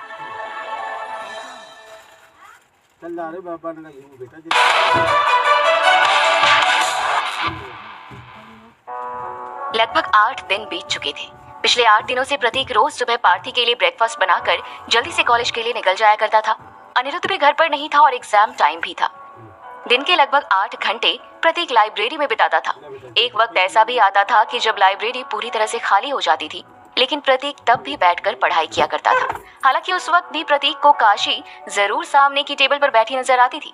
जब तक प्रतीक लाइब्रेरी से नहीं निकलता था, काशी भी लाइब्रेरी में ही रहती थी। प्रतीक काशी की आंखों में अपने लिए कुछ तो देख पाता था। वो ये तो जान गया था कि काशी के दिलो दिमाग में उसके लिए कुछ चल रहा है, लेकिन जैसे ही उसके मन में प्यार का ख्याल आता, वो बहुत ज्यादा घबरा जाता। प्यार के नाम से अब उसे नफरत होने लगी थी। काशी जब से इस बात के बारे में जानती थी कि पार्थी की शादी हो चुकी है, वो बार बार प्रतीक के करीब जाने की कोशिश कर रही थी, लेकिन प्रतीक उसे इस तरह इग्नोर कर रहा था जैसे उसने अपनी आंखों के सामने किसी को देखा ही नहीं। काशी ने दूर से प्रतीक को देखकर मन में बड़बड़ाते हुए कहा, कितना एरोगेंस है इस बंदे में, एक नजर भी नहीं देखा। तभी फिर उसके मन से आवाज आई, देखेगा भी कैसे, मैंने अपना होलिया भिखारिन जैसा बना रखा है, वो क्या कोई भी मुझे ना देखे। काशी अपने आप से ये सब बातें कर ही रही थी कि तभी प्रतीक की नजर उस पर पड़ी। एक पल के लिए ऐसा लगा जैसे प्रतीक ने उसकी बातें सुन ली हो। काशी के चेहरे पर घबराहट देख प्रतीक उठा और बहुत ही धीमे कदमों से काशी के सामने जाकर बैठ गया। फिर धीमी आवाज में उसने कहा, क्या बात है, तुम मुझसे कुछ कहना चाहती हो? काशी जो सकपका गई थी, उसने धीमे शब्दों में कहा, हाँ एक्चुअली कल मेरा एग्जाम है और ये चैप्टर मुझे बिल्कुल भी समझ में नहीं आ रहा, क्या तुम मेरी मदद कर सकते हो? काशी जो प्रतीक की जूनियर थी, बहुत ही मासूमियत से प्रतीक से मदद मांग रही थी। प्रतीक जो कभी किसी की मदद करने से इनकार नहीं करता था, वो काशी को कैसे इनकार कर सकता था? लेकिन प्रतीक ने फिर भी बड़े ही एटीट्यूड के साथ कहा, सॉरी लेकिन मेरे पास वक्त नहीं है, तुम तो जानती हो एग्जाम मेरा भी चल रहा है। ये सुनते ही काशी का चेहरा उदास हो गया। हालांकि प्रतीक ने काशी को इसलिए मना किया था क्योंकि कहीं ना कहीं काशी के साथ या काशी जब भी उसके पास होती थी वो थोड़ा अनकंफर्टेबल हो जाता था। उसे समझ नहीं आता था, लेकिन कई बार उसे ऐसा महसूस होता था कि उसके और काशी के बीच में कुछ तो था, ऐसा कोई कनेक्शन जो वो समझ नहीं पा रहा था। काशी उदास होकर वहां से जाने लगी। प्रतीक को पता ही नहीं चला कब उसके मुंह से आवाज निकल गई, रुको, ठीक है मैं तुम्हारी मदद कर दूंगा, बताओ कहाँ चल के हम स्टडी कर सकते हैं। काशी के चेहरे पर एकदम चमक आ गई और प्रतीक इसी असमंजस में था कि आखिर उसने ये सब कह कैसे दिया। वो तो बिल्कुल भी काशी के साथ जाकर पढ़ाई नहीं करना चाहता था। काशी ने एक्साइटेड होते हुए कहा, मेरे घर चलें? प्रतीक ने एकदम ही तेज आवाज में कहा, नहीं बिल्कुल नहीं, पास ही में एक कॉफी शॉप है, वहां चलते हैं। पार्थी और प्रतीक लाइब्रेरी से निकल ही रहे थे, तभी दरवाजे पर वो राहुल से टकरा गए। राहुल जिसकी इंसल्ट मॉल में पार्थी ने थप्पड़ मार कर की थी, उसके बाद वो कई दिनों तक नजर नहीं आया था। राहुल को देखकर प्रतीक पूरी तरह से उसे इग्नोर करके आगे बढ़ गया। तभी राहुल ने आवाज लगाकर कहा, प्रतीक पटीचर कहूं या गरीबदास? राहुल की बात सुनकर ही प्रतीक एकदम से रुक गया। राहुल प्रतीक की तरफ बढ़ा और गुस्से में उसने कहा, तुम तो जानते हो कि पार्थी ने शादी कर ली, क्या तुम्हें इससे ऐतराज नहीं? प्रतीक ने मुंह बनाते हुए कहा, नहीं मुझे क्या फर्क पड़ता है, ये उसका डिसीजन, उसकी पर्सनल लाइफ है। पास में काशी खड़ी थी। जब उसने प्रतीक के मुंह से ये शब्द सुना तो उसका दिल बाग बाग हो गया। उसे ऐसा लगा कि वो जोर जोर से जंप लगाकर खुशी से नाचने लगी। तभी राहुल ने अपने हाथों की मुट्ठी कसते हुए कहा, तुम्हें नहीं पड़ता होगा लेकिन मुझे पड़ता है, मैं उसे इस तरह तो नहीं छोड़ूंगा। इतने सालों के रिलेशनशिप को उसने मजाक बना दिया। तब प्रतीक ने कहा, लेकिन तुम्हें अपनी लाइफ में उसकी जरूरत क्यों है? तुम्हारे आगे पीछे तो वैसे भी बहुत सी लड़कियां घूमती हैं। राहुल ने दांत पीसते हुए कहा, पार्थी के साथ उन लड़कियों को कंपेयर नहीं किया जा सकता। अनिरुद्ध उसे मुझसे छीन नहीं सकता। जानता था तेरी तो इतनी औकात नहीं है, लेकिन वो अनिरुद्ध। इतना कहने के बाद राहुल बिल्कुल खामोश हो गया। सच में उसकी आंखें बिल्कुल लाल थी। जिस प्यार को प्रतीक हमेशा टाइम पास समझता था, कहीं ना कहीं वो अपना रंग दिखा रहा था। कहना मुश्किल था कि वो प्यार था या हार ना मानने का दिखावा। पार्थी जिसकी कठपुतली प्रतीक बना हुआ था, वही राहुल की कठपुतली बनी हुई थी। राहुल के हिसाब से ही वो जहाँ भी जाती थी उसके साथ रहती थी। जहाँ पार्थी वहाँ राहुल। कॉलेज में लोग ये बात अच्छे से जानते थे। राहुल को यकीन नहीं था उसकी एक गलती की वजह से पार्थी उसे हमेशा हमेशा के लिए छोड़ देगी। लेकिन पार्थी को खुद ही नहीं पता चला कि कब उसे प्रतीक से प्यार हो गया था और वो राहुल से अपने आप दूर होती गई। उस दिन मॉल में जो कुछ भी हुआ पार्थी के लिए वो तो सिर्फ राहुल से दूर जाने का एक बहाना था, इससे ज्यादा और कुछ नहीं। उधर हॉस्पिटल में मिस्टर बत्रा के पास मीनाक्षी के कॉल लगातार आ रहे थे। अभी तक लगभग 10 मिस्ड कॉल थे। मीनाक्षी मिस्टर बत्रा को कॉल कर रही थी और मिस्टर बत्रा इसी असमंजस में थे कि वो मीनाक्षी से क्या कहेंगे, क्या बात करेंगे। ये सब सोचते हुए वो उसका कॉल रिसीव नहीं कर रहे थे। लेकिन मीनाक्षी कहाँ मानने वाली थी। लगातार फोन करने की वजह से आखिरकार मिस्टर बत्रा को उसका कॉल रिसीव करना ही पड़ा। मिस्टर बत्रा कुछ कहते तभी मीनाक्षी की भड़कती हुई आवाज सुनाई दी। कहाँ हो तुम? कॉल रिसीव क्यों नहीं कर रहे? मैंने सुना तुमने पार्थी की शादी कर दी। आखिर कैसे? अचानक सब कुछ कैसे हुआ? क्यों हुआ? क्या बात है? मीनाक्षी तो ऐसे सवाल कर रही थी जैसे पार्थी उसी की बेटी हो। मिस्टर बत्रा ने मुंह बनाते हुए मन में कहा, इसलिए शादी कर दी क्योंकि तुमने मेरे लिए और कोई रास्ता छोड़ा ही नहीं था। तुम जिस लड़के का मर्डर करना चाहती हो, मैं उस लड़के से अपने बेटी की शादी करना चाहता था। और जब ये बात मुझे पता चली कि उस लड़के की जिंदगी न जाने कितने दिन की है, तो मैं अपनी बेटी के जीवन के साथ किसी भी तरह का कोई खिलवाड़ नहीं कर सकता था। मिस्टर बत्रा ये सब सोच ही रहे थे, तभी एक बार फिर उनके कान में मीनाक्षी की आवाज गूंज गई। अरे कहो भी, आखिर क्या हुआ है तुम्हें? क्या बकवास कर रहे हो ये सब? तब मिस्टर बत्रा ने कहा, मुझे कुछ नहीं हुआ है। फिलहाल मैं वेकेशन पर आया हूँ। मेरी कंपनी डूब रही थी, अनिरुद्ध का सहारा मिला। चौधरी परिवार ने मेरी कंपनी को बचा लिया और मैं वेकेशन पर आ गया। एक बहुत छोटी सी कहानी है बस। मीनाक्षी कुछ देर के लिए खामोश रही, फिर उसने कहा, लेकिन तुम मेरा कॉल क्यों नहीं रिसीव कर रहे? क्या तुमने रुद्र ओबरॉय के बारे में पता लगवाया? मिस्टर बत्रा ने मुंह बनाते हुए कहा, हाँ लगवाया, वो इंडिया में नहीं है। मीनाक्षी ने घबराते हुए कहा, व्हाट? इंडिया में नहीं है तो कहाँ है? मिस्टर बत्रा ने कहा, वो दुबई में है और वहीं सेटल है। तुम फिक्र मत करो, तुम्हें उसका मर्डर करने की जरूरत नहीं है। वो लौट कर नहीं आएगा। तब मीनाक्षी ने चिढ़ते हुए तेज आवाज में कहा, ऐसे कैसे लौट कर नहीं आएगा? उसकी माँ मुझे धमकी देकर गई है। उसका कहना है कि वो जल्दी ही लौटेगी अपनी बेटी के साथ। मिस्टर बत्रा ने अपने सर पर हाथ रख लिया। गुस्से में वो लाल पीले हो रहे थे। उन्हें ऐसा लग रहा था कि फोन के अंदर जाकर ही मीनाक्षी को जोर से फटकार लगा दे। लेकिन फिर भी उन्होंने मुस्कुराते हुए कहा, देखो मीनाक्षी, हो सकता है कि मेरी जानकारी गलत हो, लेकिन तुम्हें कुछ दिन ठहरना होगा। वक्त के साथ सब सही हो जाएगा। मीनाक्षी ने अपनी बातों पर कुछ ज्यादा ही जोर देते हुए कहा, रणधीर तुम समझ नहीं रहे हो। तुम्हें एहसास नहीं है कि अगर वो लौट कर आ गया तो मेरा सब कुछ छिन जाएगा। मैं बर्बाद हो जाऊंगी। मिस्टर बत्रा ने कहा, देखो मैं तुम्हारी ज्यादा तो कोई मदद नहीं कर सकता क्योंकि मैं अभी देश में नहीं हूँ, आउट ऑफ इंडिया हूँ। जल्दी लौट कर आता हूँ, हम फिर मिलते हैं। तब तक के लिए तुम शांत रहो तो बेहतर रहेगा। मीनाक्षी ने एक बार फिर चीखते हुए कहा, लेकिन तुम हो कहाँ ये तो बता दो। मिस्टर बत्रा ने मुस्कुराते हुए कहा, मेरी जान, मैं तुम्हारे पास, तुम्हारे दिल के बहुत करीब हूँ। इतना कहने के बाद मिस्टर बत्रा ने फोन पर किस किया और कॉल कट कर दिया। मीनाक्षी हैरानी से अपने मोबाइल को देखे जा रही थी। उसे यकीन नहीं हो रहा था कि अभी अभी उसके दोस्त रणधीर ने क्या किया। लेकिन हाँ, उसके चेहरे पर एक बड़ी सी मुस्कुराहट जरूर आ गई थी। शर्म के मारे उसके गाल लाल हो गए थे। तभी दरवाजे पर किसी के खटखटाने की आवाज सुनाई दी। जैसे ही मीनाक्षी ने मुड़कर देखा तो सामने विशाल ओबरॉय खड़ा था। अपने सामने विशाल ओबरॉय को देखकर मीनाक्षी के होश उड़ गए। उसे यकीन नहीं था कि 2 दिन बाद आने वाला विशाल 2 दिन पहले ही आ गया था। वहीं उसके मन में दूसरा सवाल उठा, क्या विशाल ने उसकी सारी बातें सुन ली थी? फिर तीसरे सवाल ने तुरंत ही जंप करते हुए कहा, और क्या अगर सारी बात सुन ली तो विशाल मुझे माफ करेगा? वहीं एक के बाद एक सवाल ऐसे खड़े हो रहे थे जैसे मीनाक्षी अपने सामने एक युद्ध होता हुआ देख रही हो। वहीं विशाल तमतमाते हुए तेज कदमों से मीनाक्षी के सामने आकर खड़ा हो गया। के मारे उसके गाल लाल हो गए थे। तभी दरवाजे पर किसी के खटखटाने की आवाज सुनाई दी। जैसे ही मीनाक्षी ने मुड़कर देखा तो सामने विशाल ओबरॉय खड़ा था। अपने सामने विशाल ओबरॉय को देखकर मीनाक्षी के होश उड़ गए। उसे यकीन नहीं था कि 2 दिन बाद आने वाला विशाल 2 दिन पहले ही आ गया था। वहीं उसके मन में दूसरा सवाल उठा, क्या विशाल ने उसकी सारी बातें सुन ली थी? फिर तीसरे सवाल ने तुरंत ही जंप करते हुए कहा, और क्या अगर सारी बात सुन ली तो विशाल मुझे माफ करेगा?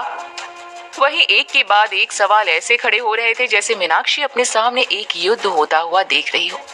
वहीं विशाल तमतमाते हुए तेज कदमों से मीनाक्षी के सामने आकर खड़ा हो गया।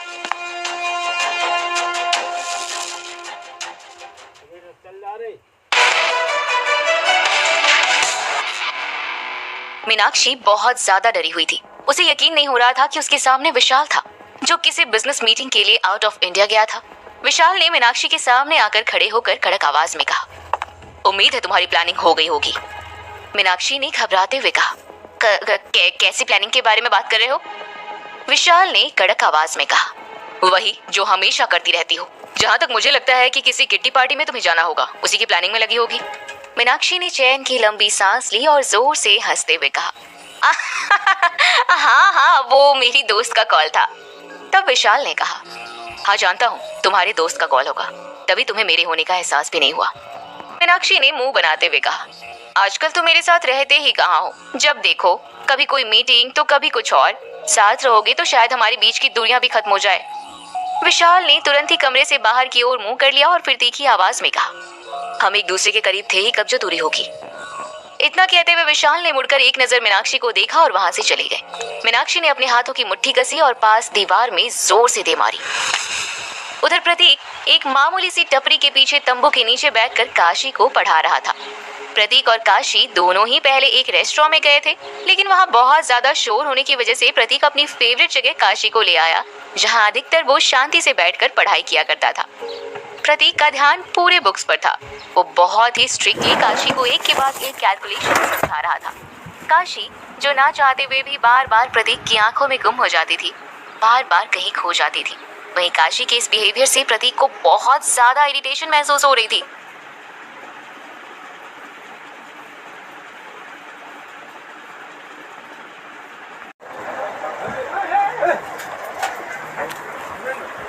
लेकिन हमेशा की तरह उसने अपने आप को शांत रखा और एक आखिरी प्रॉब्लम को सॉल्व करके काशी की आंखों में देखते हुए कहा, आई थिंक तुम इतना कर लोगी तो एग्जाम में पास हो जाओगी।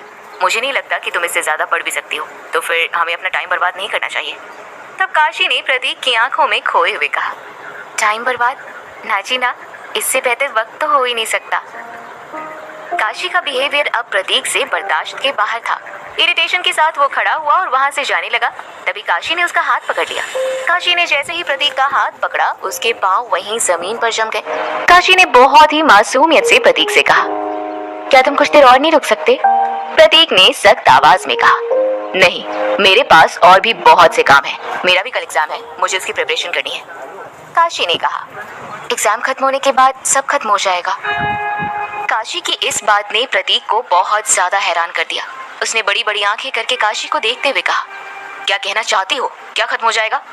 काशी ने मासूमियत के साथ कहा, एग्जाम के बाद मुझे ऑस्ट्रेलिया जाना होगा और एग्जाम खत्म होने में बस 4 दिन बचे हैं। प्रतीक ने अपने दोनों कंधे उचकाते हुए कहा, हाँ तो मैं क्या कर सकता हूँ? तुम्हें ऑस्ट्रेलिया जाना है तो तुम जाओ। काशी ने कहा, क्या सच में तुम यहाँ सिर्फ इसलिए आए थे क्योंकि मैंने तुमसे हेल्प मांगी थी? प्रतीक ने बहुत ही नॉर्मल होते हुए कहा, हाँ बस इसलिए, और कोई रीजन हो सकता है क्या?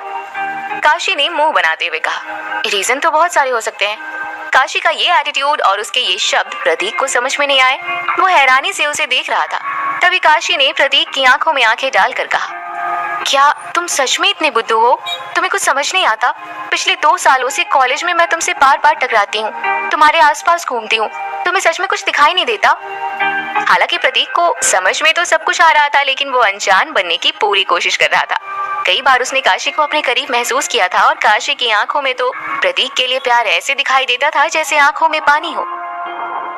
प्रतीक काशी से आके कुछ कहता, तभी अचानक से तेज हवा चलने लगी। हवा बहुत ज्यादा तेज थी। फिर कुछ ही वक्त में हवा के साथ पानी की बूंदें भी आने लगी। वो लोग जहाँ पर थे वो जगह शहर से बाहर जंगल की तरफ था। वहाँ एक छोटी सी चाय की टपरी थी। चाय वाली ने मौसम खराब होता देख तुरंत ही अपनी दुकान बंद की, फिर वहाँ से निकल गया। लोग इधर उधर भागते हुए अचानक ही खराब हुए मौसम से बचने का तरीका ढूंढने लगे। प्रतीक और काशी जो गुस्से में एक दूसरे को देख रहे थे, उन्हें अभी तक इस बात का एहसास ही नहीं हुआ था कि मौसम इतना ज्यादा खराब हो गया। प्रतीक को जैसे ही एहसास हुआ कि मौसम बहुत ज्यादा खराब है, उसने तुरंत ही काशी से कहा, हमें यहाँ से निकलना होगा। काशी ने प्रतीक को कोई जवाब नहीं दिया और गुस्से में बस देखती रही। प्रतीक ने तेज आवाज में कहा, चलो यहाँ से। काशी ने अपना मुंह फेर लिया। प्रतीक ने हाथ छटकते हुए कहा, मैंने कहा चलो यहाँ से। इतनी सी बात समझ में नहीं आ रही क्या तुम्हें? मौसम दिखाई नहीं दे रहा? पागल हो क्या? प्रतीक को ये सब कहने के लिए बहुत जोर लगाना पड़ा, क्योंकि हवा के बहाव में धीरे बोलने से तो आवाज काशी तक पहुंचती ही नहीं। फिर काशी ने चिल्लाते हुए कहा, हाँ मैं पागल हूँ, बहुत पागल हूँ, तुम्हें जाना है तुम जाओ, मैं कहीं नहीं जा रही। प्रतीक ने धीरे से अपने सर पर मारते हुए मन में सोचा, उफ, मैं कहाँ इस पागल लड़की के साथ फंस गया। हवा के बहाव से काशी का दुपट्टा भी गिर गया। उसके बड़े लंबे बाल खुल गए। काले लंबे बाल उसके हवा में उड़ रहे थे। बारिश की बूंद की वजह से जब उसने अपना चश्मा उतारा तो वो कमाल की खूबसूरत लग रही थी। जैसे ही प्रतीक की नजर काशी पर पड़ी, उसे लगा जैसे इस लड़की को तो उसने पहली बार देखा था।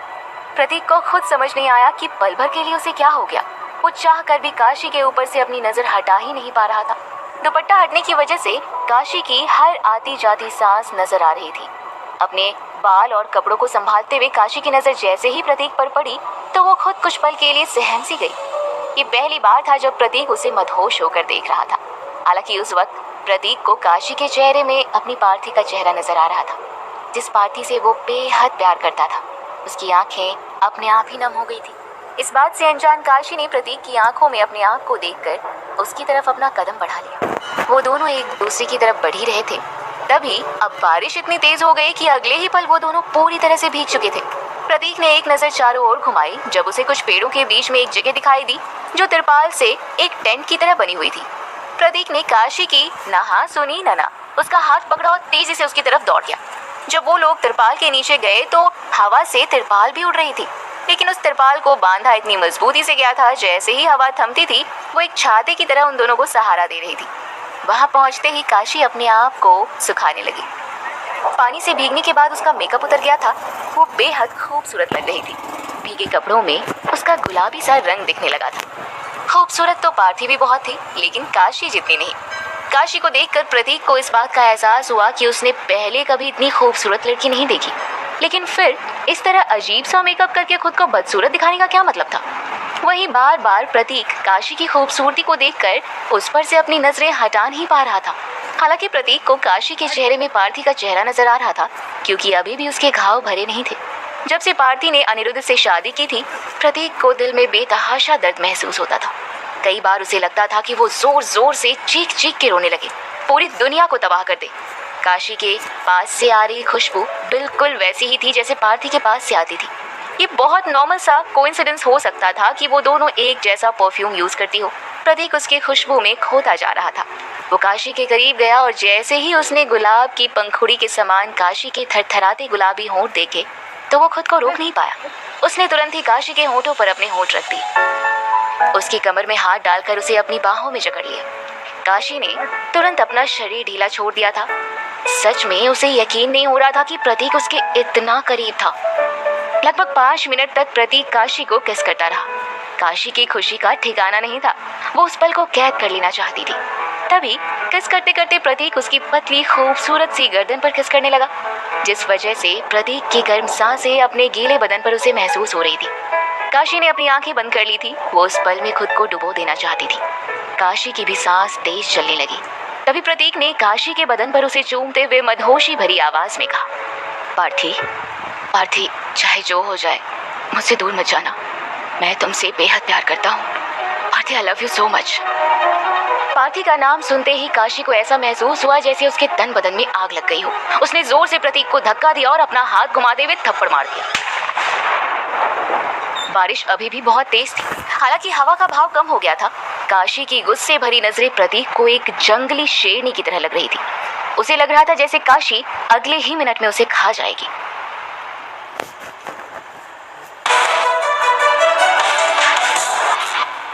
प्रतीक समझ गया था कि अभी अभी उससे बहुत बड़ी गलती हुई थी। उसने इधर उधर देखते हुए कहा, I am sorry, I am really sorry, मुझे ये सब नहीं करना चाहिए था। काशी को अपने आप से नफरत सी हो रही थी। जो पल उसने प्रतीक के साथ बिताया वो पल उसकी जिंदगी का सबसे खूबसूरत पल था, लेकिन उस पल में वो प्रतीक के लिए वो थी ही नहीं। प्रतीक तो उसे कोई और समझकर प्यार कर रहा था। तभी काशी ने बिल्कुल खामोश होकर अपनी किस्मत को कोसते हुए अपने आप से कहा, लगा था इसकी जिंदगी से अगर पार्थी चली जाएगी तो ये हमेशा हमेशा के लिए मेरा हो जाएगा। लेकिन पार्थी के ना होते हुए भी इसे सिर्फ उसी का ख्याल है, सिर्फ और सिर्फ उसी के बारे में ये सोचता है। आखिर क्यों? इसे मेरे प्यार पर यकीन क्यों नहीं? मेरे प्यार का एहसास क्यों नहीं? आखिर क्यों ये मेरा नहीं? फिर लगभग 1 घंटा बीत चुका था। बारिश थमने का नाम नहीं ले रही थी। प्रतीक को बहुत ज्यादा इरिटेशन हो रही थी। अगर काशी पहले मान जाती तो वो लोग उस जगह से बाहर निकल चुके होते, लेकिन काशी की जिद और अड़ियलपन की वजह से वो दोनों जंगल में फंस चुके थे। तेज बारिश की वजह से अब हल्का हल्का अंधेरा भी होने लगा था। प्रतीक ने गुस्से से काशी की ओर देखकर चिल्लाते हुए कहा, आखिर तुम चाहती क्या हो? क्या सच में पागल हो या छोटी बच्ची हो? तुम्हें दिखाई नहीं दे रहा कि यहाँ हम दोनों अकेले फंस चुके हैं, सिर्फ और सिर्फ तुम्हारी बेवकूफी की वजह से?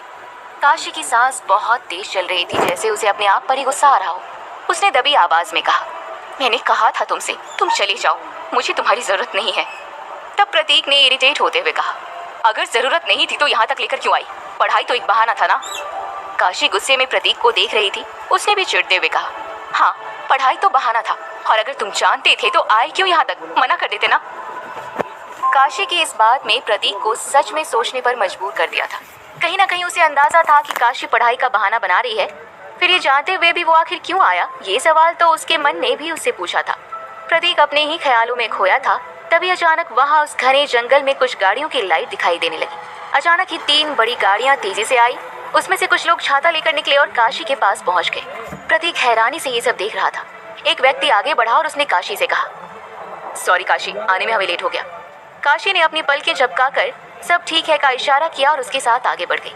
प्रतीक खड़ा खड़ा सब देख रहा था। काशी ने एक बार भी पलटकर प्रतीक के साथ चलने के लिए नहीं कहा, ना ही पीछे पलटकर एक बार भी उसे देखा। उसकी आंखों के सामने से काशी के साथ में पूरा काफिला कुछ ही देर में उछल हो गया। प्रतीक हैरानी से वहीं खड़ा रहा। उसे यकीन नहीं था कि काशी उसे इस तरह अकेला छोड़कर वहां से चली जाएगी। वहीं काशी अच्छे से जानती थी कि प्रतीक शेखावत के नाम से जानने वाला बंदा ब्लैक कोबरा था। उसे पता था कि प्रतीक अपना ख्याल खुद रख सकता था। साथ ही फिलहाल उसका मन गुस्से से उबल रहा था, जो अगले किसी भी पल में फट सकता था। इसलिए उस वक्त वो प्रतीक के साथ नहीं रहना चाहती थी। काशी के पास हमेशा से पैसा, पावर, सब कुछ था। कमी थी तो बस प्यार की। वो रात उसके लिए बहुत मुश्किल थी। वो सब कुछ बर्दाश्त कर सकती थी, लेकिन प्रतीक उसे पार्थी समझे ये कभी नहीं। अपने विला पर पहुंचने के बाद उसने बहुत ज्यादा नशा किया। फिर वहीं हद से ज्यादा नशा करने की वजह से उसे खुद को नहीं पता चला कि कब उसने अपने हाथ की नस काट ली। उधर देर रात करीबन 3:30 बजे जब प्रतीक बत्रा विला पहुंचा तो वो ये देखकर हैरान था कि पार्थी जाग रही थी। प्रतीक जब हॉल से गुजरते हुए अपने कमरे की ओर जा रहा था तब पार्थी ने सोफे से उठकर कहा, कहाँ थे तुम? प्रतीक ने पलटकर पार्थी को देखा तो एक पल के लिए पार्थी के चेहरे में उसे काशी का चेहरा नजर आया। उसे समझ नहीं आया कि क्या सच में वो पागल हो गया था। उसके साथ हो क्या रहा था? कभी काशी के चेहरे पर पार्थी का चेहरा, कभी पार्थी के चेहरे पर काशी का। बहुत अजीब था सब कुछ। लेकिन उस बेचारी की हालत बहुत खराब थी। बिना नशा किए उसे नशा हो रहा था। शायद यही प्यार का नशा था। पार्थी से अपनी नजर हटाते हुए प्रतीक ने कहा, वो बस। इतना कहने के बाद प्रतीक को समझ नहीं आया कि वो पार्थी को क्या बताए, इसलिए उसे अनदेखा करके वो अपने कमरे की ओर जाने लगा। पार्थी तेज कदमों से प्रतीक की तरफ बढ़ी और उसको पकड़ के अपनी तरफ घुमाते हुए कहा, तुम्हारी हिम्मत कैसे हुई मुझे इग्नोर करने की?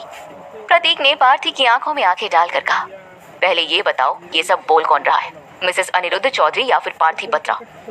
पार्थी प्रतीक की बात का जवाब दे दी, तभी अचानक ही पीछे से उसे ऐसा महसूस हुआ कि किसी ने उसे अपनी गोद में उठा लिया। अनिरुद्ध ने पार्थी को गोद में उठाते हुए कहा, आई मिस यू जान। प्रतीक को यकीन नहीं हो रहा था कि अनिरुद्ध इतनी रात में भी इस मूड में हो सकता था। हालांकि अनिरुद्ध भी बाहर से ही आ रहा था। उसके शर्ट के बटन खुले हुए थे और बहुत ज्यादा नशे में था। उसने अपनी गोद में पार्थी की आंखों में देखते हुए लड़खड़ाती आवाज में कहा, my wife, my love. Parthi के तो होश उड़ गए थे, फिर भी अपने आप को संभालते हुए उसने एक नजर प्रतीक को देखा और बहुत ही प्यार से अनिरुद्ध के गाल पर अपना हाथ रखते हुए कहा, तुम आ गए, चलो हम बेडरूम में चलते हैं। फिर अनिरुद्ध ने एक नजर प्रतीक को देखा और उसके चेहरे पर सार्कास्टिक स्माइल लाते हुए कहा, बेडरूम में क्यों जाना है? वैसे भी इस घर में हम दोनों के अलावा नौकर ही तो है। इतना कहते हुए उसने पार्थी को सोफे पर लिटा दिया और खुद उसके ऊपर भूखे भेड़िए की तरह चढ़ गया। प्रतीक ने तुरंत ही अपनी नजर वहां से हटा ली। एक पल के लिए उसे ऐसा लगा जैसे उसे पार्थी की मदद करनी चाहिए। उसने अपना कदम बढ़ाया ही था तभी उसने देखा कि पार्थी ने भी अपनी आंखें बंद कर रखी है और वो अनिरुद्ध के साथ एंजॉय कर रही थी। पार्थी का ये रिएक्शन देखकर प्रतीक को ऐसा लगा जैसे उसका पूरा शरीर खोखला पड़ गया हो। उसके दिल में उसे भयानक सी चुभन महसूस हुई। प्रतीक जैसे ही वहां से जाने के लिए मुड़ा, अनिरुद्ध ने एकदम से ही रुकते हुए कहा, हेलो, किधर जा रहे हो? प्रतीक एक शब्द भी ना कहते हुए चुपचाप खड़ा हो गया। तभी अनिरुद्ध ने पार्थी को सोफे पर लेटा हुआ छोड़कर प्रतीक के सामने खड़े होकर कहा, ब्रो, जब तक कहा ना जाए जाने के लिए तुम यहाँ से हिल भी नहीं सकते। पार्थी हमेशा से जानती थी कि अनिरुद्ध प्रतीक से बदला लेना चाहता था। वो जानबूझकर प्रतीक को दिखाने के लिए ये सब कर रहा था। वहीं फिर मजबूरन पार्थी को उसका साथ देना ही था, क्योंकि कहीं ना कहीं पार्थी ने अनिरुद्ध के साथ अब अपना पूरा जीवन बिताने की ठान ली थी। शादी होने के बाद ही पार्थी को जब बेशकीमती जेवर के साथ साथ एक नए विला की चाबी और गाड़ी दी गई, तब पार्थी को महसूस हुआ कि जिस चीज के पीछे वो इतने समय से प्रतीक को झेल रही थी, वो सब तो उसे अनिरुद्ध दे रहा था। तो जब वो प्रतीक के साथ एडजस्ट कर सकती है, तो फिर अनिरुद्ध के साथ क्यों नहीं? अपने कपड़े संभालते हुए पार्थी उठी और उसने अनिरुद्ध के कंधे पर बहुत ही प्यार से हाथ रखते हुए कहा, जाने दो ना इसे, मैं सिर्फ और सिर्फ तुम्हारे साथ अच्छा वक्त बिताना चाहती हूँ। अनिरुद्ध ने अपनी एक उंगली पार्थी के माथे से लेकर उसके होठों पर घुमाई, फिर गर्दन से उसे पकड़कर उसके होठों को चूमने लगा। पार्थी ने अपने दोनों हाथ अनिरुद्ध के गाल पर रख दिए और वो भी पैशनेट होकर उसे किस करने लगी। प्रतीक ने अपनी नजरें हटा ली, लेकिन तभी उसे वो पल याद आया जब उसके और काशी के बीच में भी कुछ इसी तरह की किस हुई थी। उसकी आंखों में काशी का चेहरा घूमने लगा। उधर ओबरॉय हवेली में मीनाक्षी अपने कमरे में तिलमिला रही थी। उसने बस्ती में सरला जी के घर के बारे में पता लगा लिया था, लेकिन किस्मत से कुछ दिनों से प्रतीक सरला जी से मिलने नहीं गया था, और यही एक कारण था कि अभी तक प्रतीक के बारे में मीनाक्षी पता नहीं लगा पाई थी। जब उसे पता चला कि सरला जी अकेली रहती थी, तो उसने भी इस बात को मान लिया था कि शायद रणधीर सही कह रहा था कि रुद्र ओबरॉय इंडिया में है ही नहीं। फिर भी न जाने क्यों मीनाक्षी का मन मानने को तैयार नहीं था। तभी उसे कुछ याद आया। उसने तुरंत अपना मोबाइल उठाया, एक नंबर डायल कर दिया। कॉल कनेक्ट होते ही दूसरी तरफ से हेलो आवाज आते ही मीनाक्षी ने कहा, आखिर कैसे पॉसिबल है? दोनों ही लॉबी की लड़कियां कैसे पुलिस की गिरफ्त में आ सकती हैं? तुम्हें अंदाजा भी है कितना बड़ा लॉस हुआ है? और उन लड़कियों के जरिए या ट्रक ड्राइवर के जरिए वो हम तक पहुंच गए तो क्या होगा?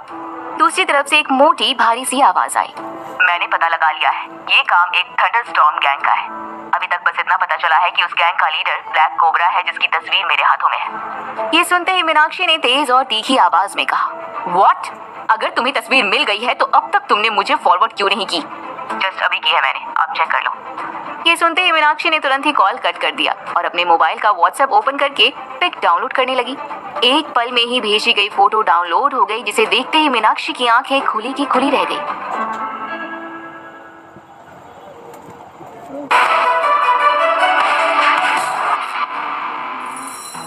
मीनाक्षी ने जैसे ही तस्वीर देखी, पलंग पर अपना फोन तेजी से फेंक दिया। फिर उसने जोर से चिल्लाते हुए कहा, ये क्या बकवास है?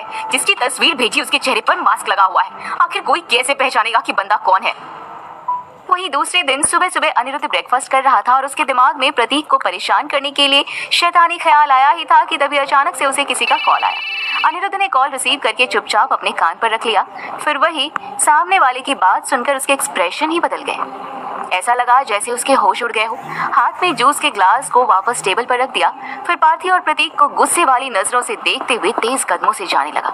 अनिरुद्ध को इस तरह अपने सामने जाता हुआ देख पार्थी ने तुरंत उसकी तरफ दौड़ते हुए कहा, अनिरुद्ध इस तरह कहाँ जा रहे हो? ब्रेकफास्ट तो फिनिश कर लेते। अनिरुद्ध ने अपना हाथ झटकते हुए कहा, नहीं, मुझे कुछ अर्जेंट काम है। तब पार्थी ने कहा, अच्छा रुको तो सही, क्या तुम मुझे कॉलेज छोड़ दोगे?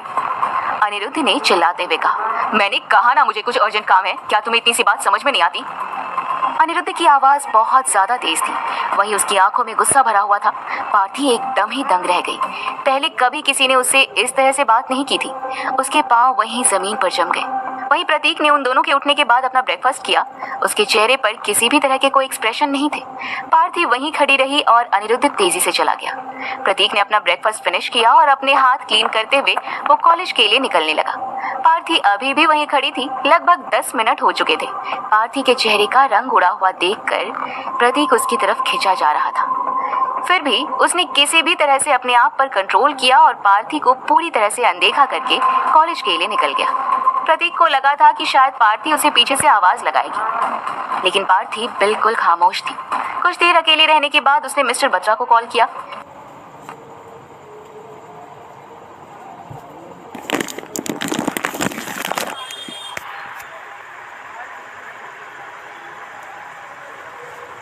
इस बार भी मिस्टर बत्रा ने जोर से हंसते हुए उसका कॉल रिसीव किया। पार्थी ने बहुत ही मासूमियत से कहा, आप ठीक तो है ना पापा?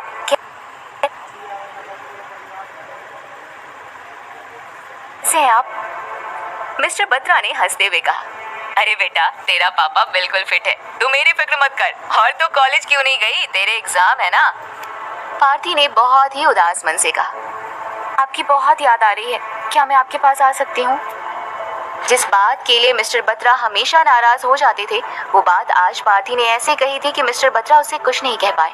कुछ पल की खामोशी के बाद मिस्टर बत्रा ने मासूमियत से कहा, ठीक है, लेकिन पहले तुम एग्जाम दे लो, तुम्हारे एग्जाम के बाद हम जरूर मिलेंगे। पार्थी नहीं जानती थी कि आखिर मिस्टर बत्रा उससे मिलने से इनकार क्यों करते थे। वो उसके पिता थे, उनका बीमार होना, वो भी कैंसर जैसी बीमारी, लास्ट स्टेज, फिर भी अगर वो उनसे मिलना चाहती है तो इसमें हर्ज ही क्या है। मिस्टर बत्रा ने कॉल कट कर दिया। उन्होंने आईने में अपने आप को देखते हुए कहा, आई एम सॉरी बच्चे, आई एम रियली सॉरी। मुझे मेरी तबीयत का इतना बड़ा बहाना बनाना पड़ा, लेकिन अगर मैं ये सब नहीं करता तो। इतना कहकर मिस्टर बत्रा बिल्कुल खामोश हो गए। फिर उन्होंने आलीशान होटल के कमरे की टेबल पर पार्थी का फोटो देखते हुए कहा, मैं समझ गया था कि तुम प्रतीक से प्यार करने लगी हो, जिसके साथ तुम्हारी जिंदगी बिल्कुल भी सेफ नहीं थी, क्योंकि उसकी खुद की जिंदगी का ठिकाना नहीं, और अगर तुम्हारी शादी अनिरुद्ध चौधरी से नहीं करवाई होती तो तुम अपने आप को बर्बाद कर लेती। इसलिए ये सब नाटक करना पड़ा मेरे बच्चे, लेकिन मैंने जो किया वो सिर्फ और सिर्फ तुम्हारे लिए किया।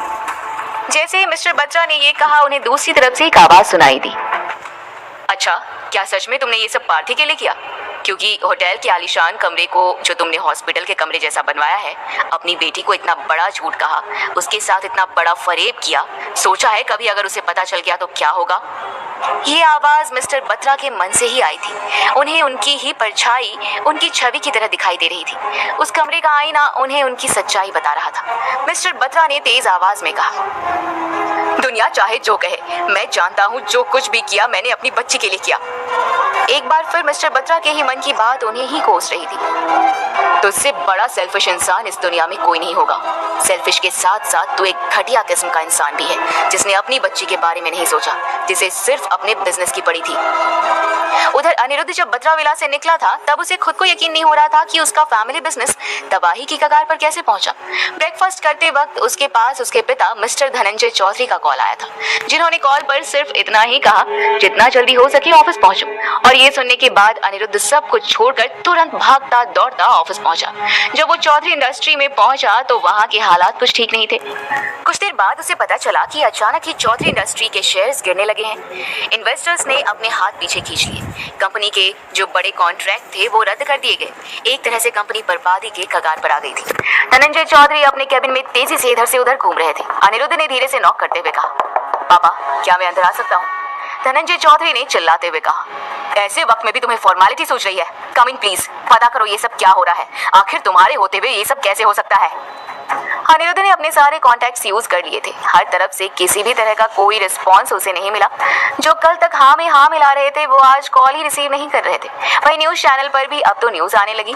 चौधरी इंडस्ट्रीज की बर्बादी, बड़े बड़े अक्षरों में ये हेडलाइन चल रही थी। रातों रात चौधरी इंडस्ट्री बर्बादी की कगार पर थी। अनिरुद्ध ने धनंजय चौधरी को देखते हुए हैरानी से कहा, आपको पता चला इन सबके पीछे कौन है?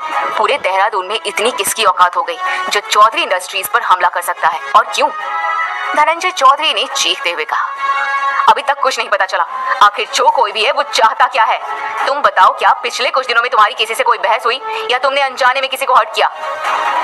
अनिरुद्ध सोचता रहा। बीते दिनों में अगर कोई ऐसा था तो वो प्रतीक था।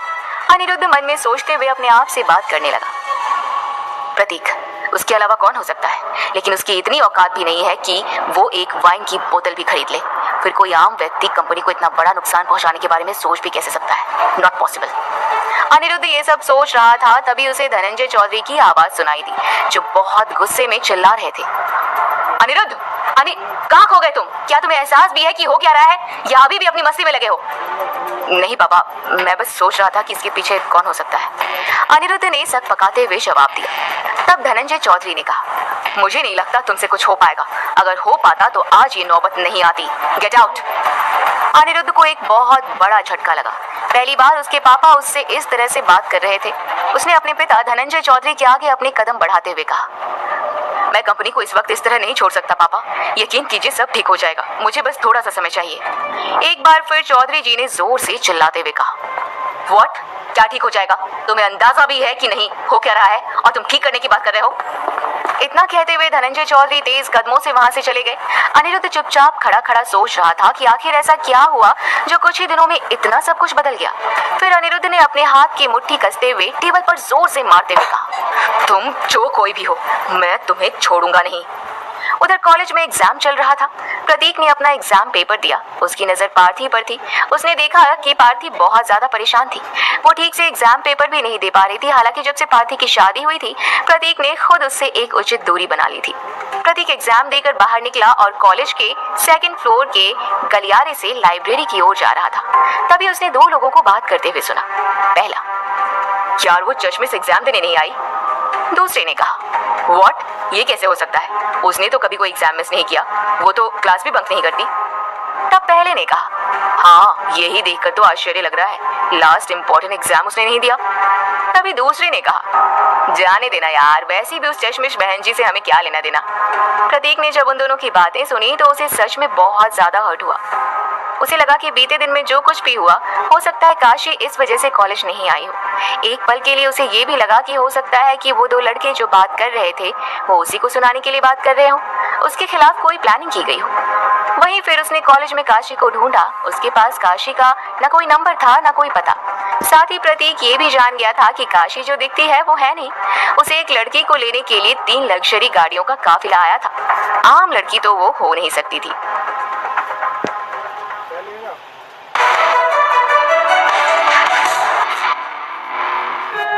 जिंदगी कई बार ऐसी पिक्चर दिखा देती है जो हम कभी देखना नहीं चाहते। प्रतीक के साथ भी ऐसा ही कुछ हो रहा था। उसने पार्थी के सिवा कभी किसी लड़की की ओर पलटकर नहीं देखा था, लेकिन वो खुद नहीं जानता था कि उस वक्त वो आखिर क्यों काशी की ओर खींचा जा रहा था।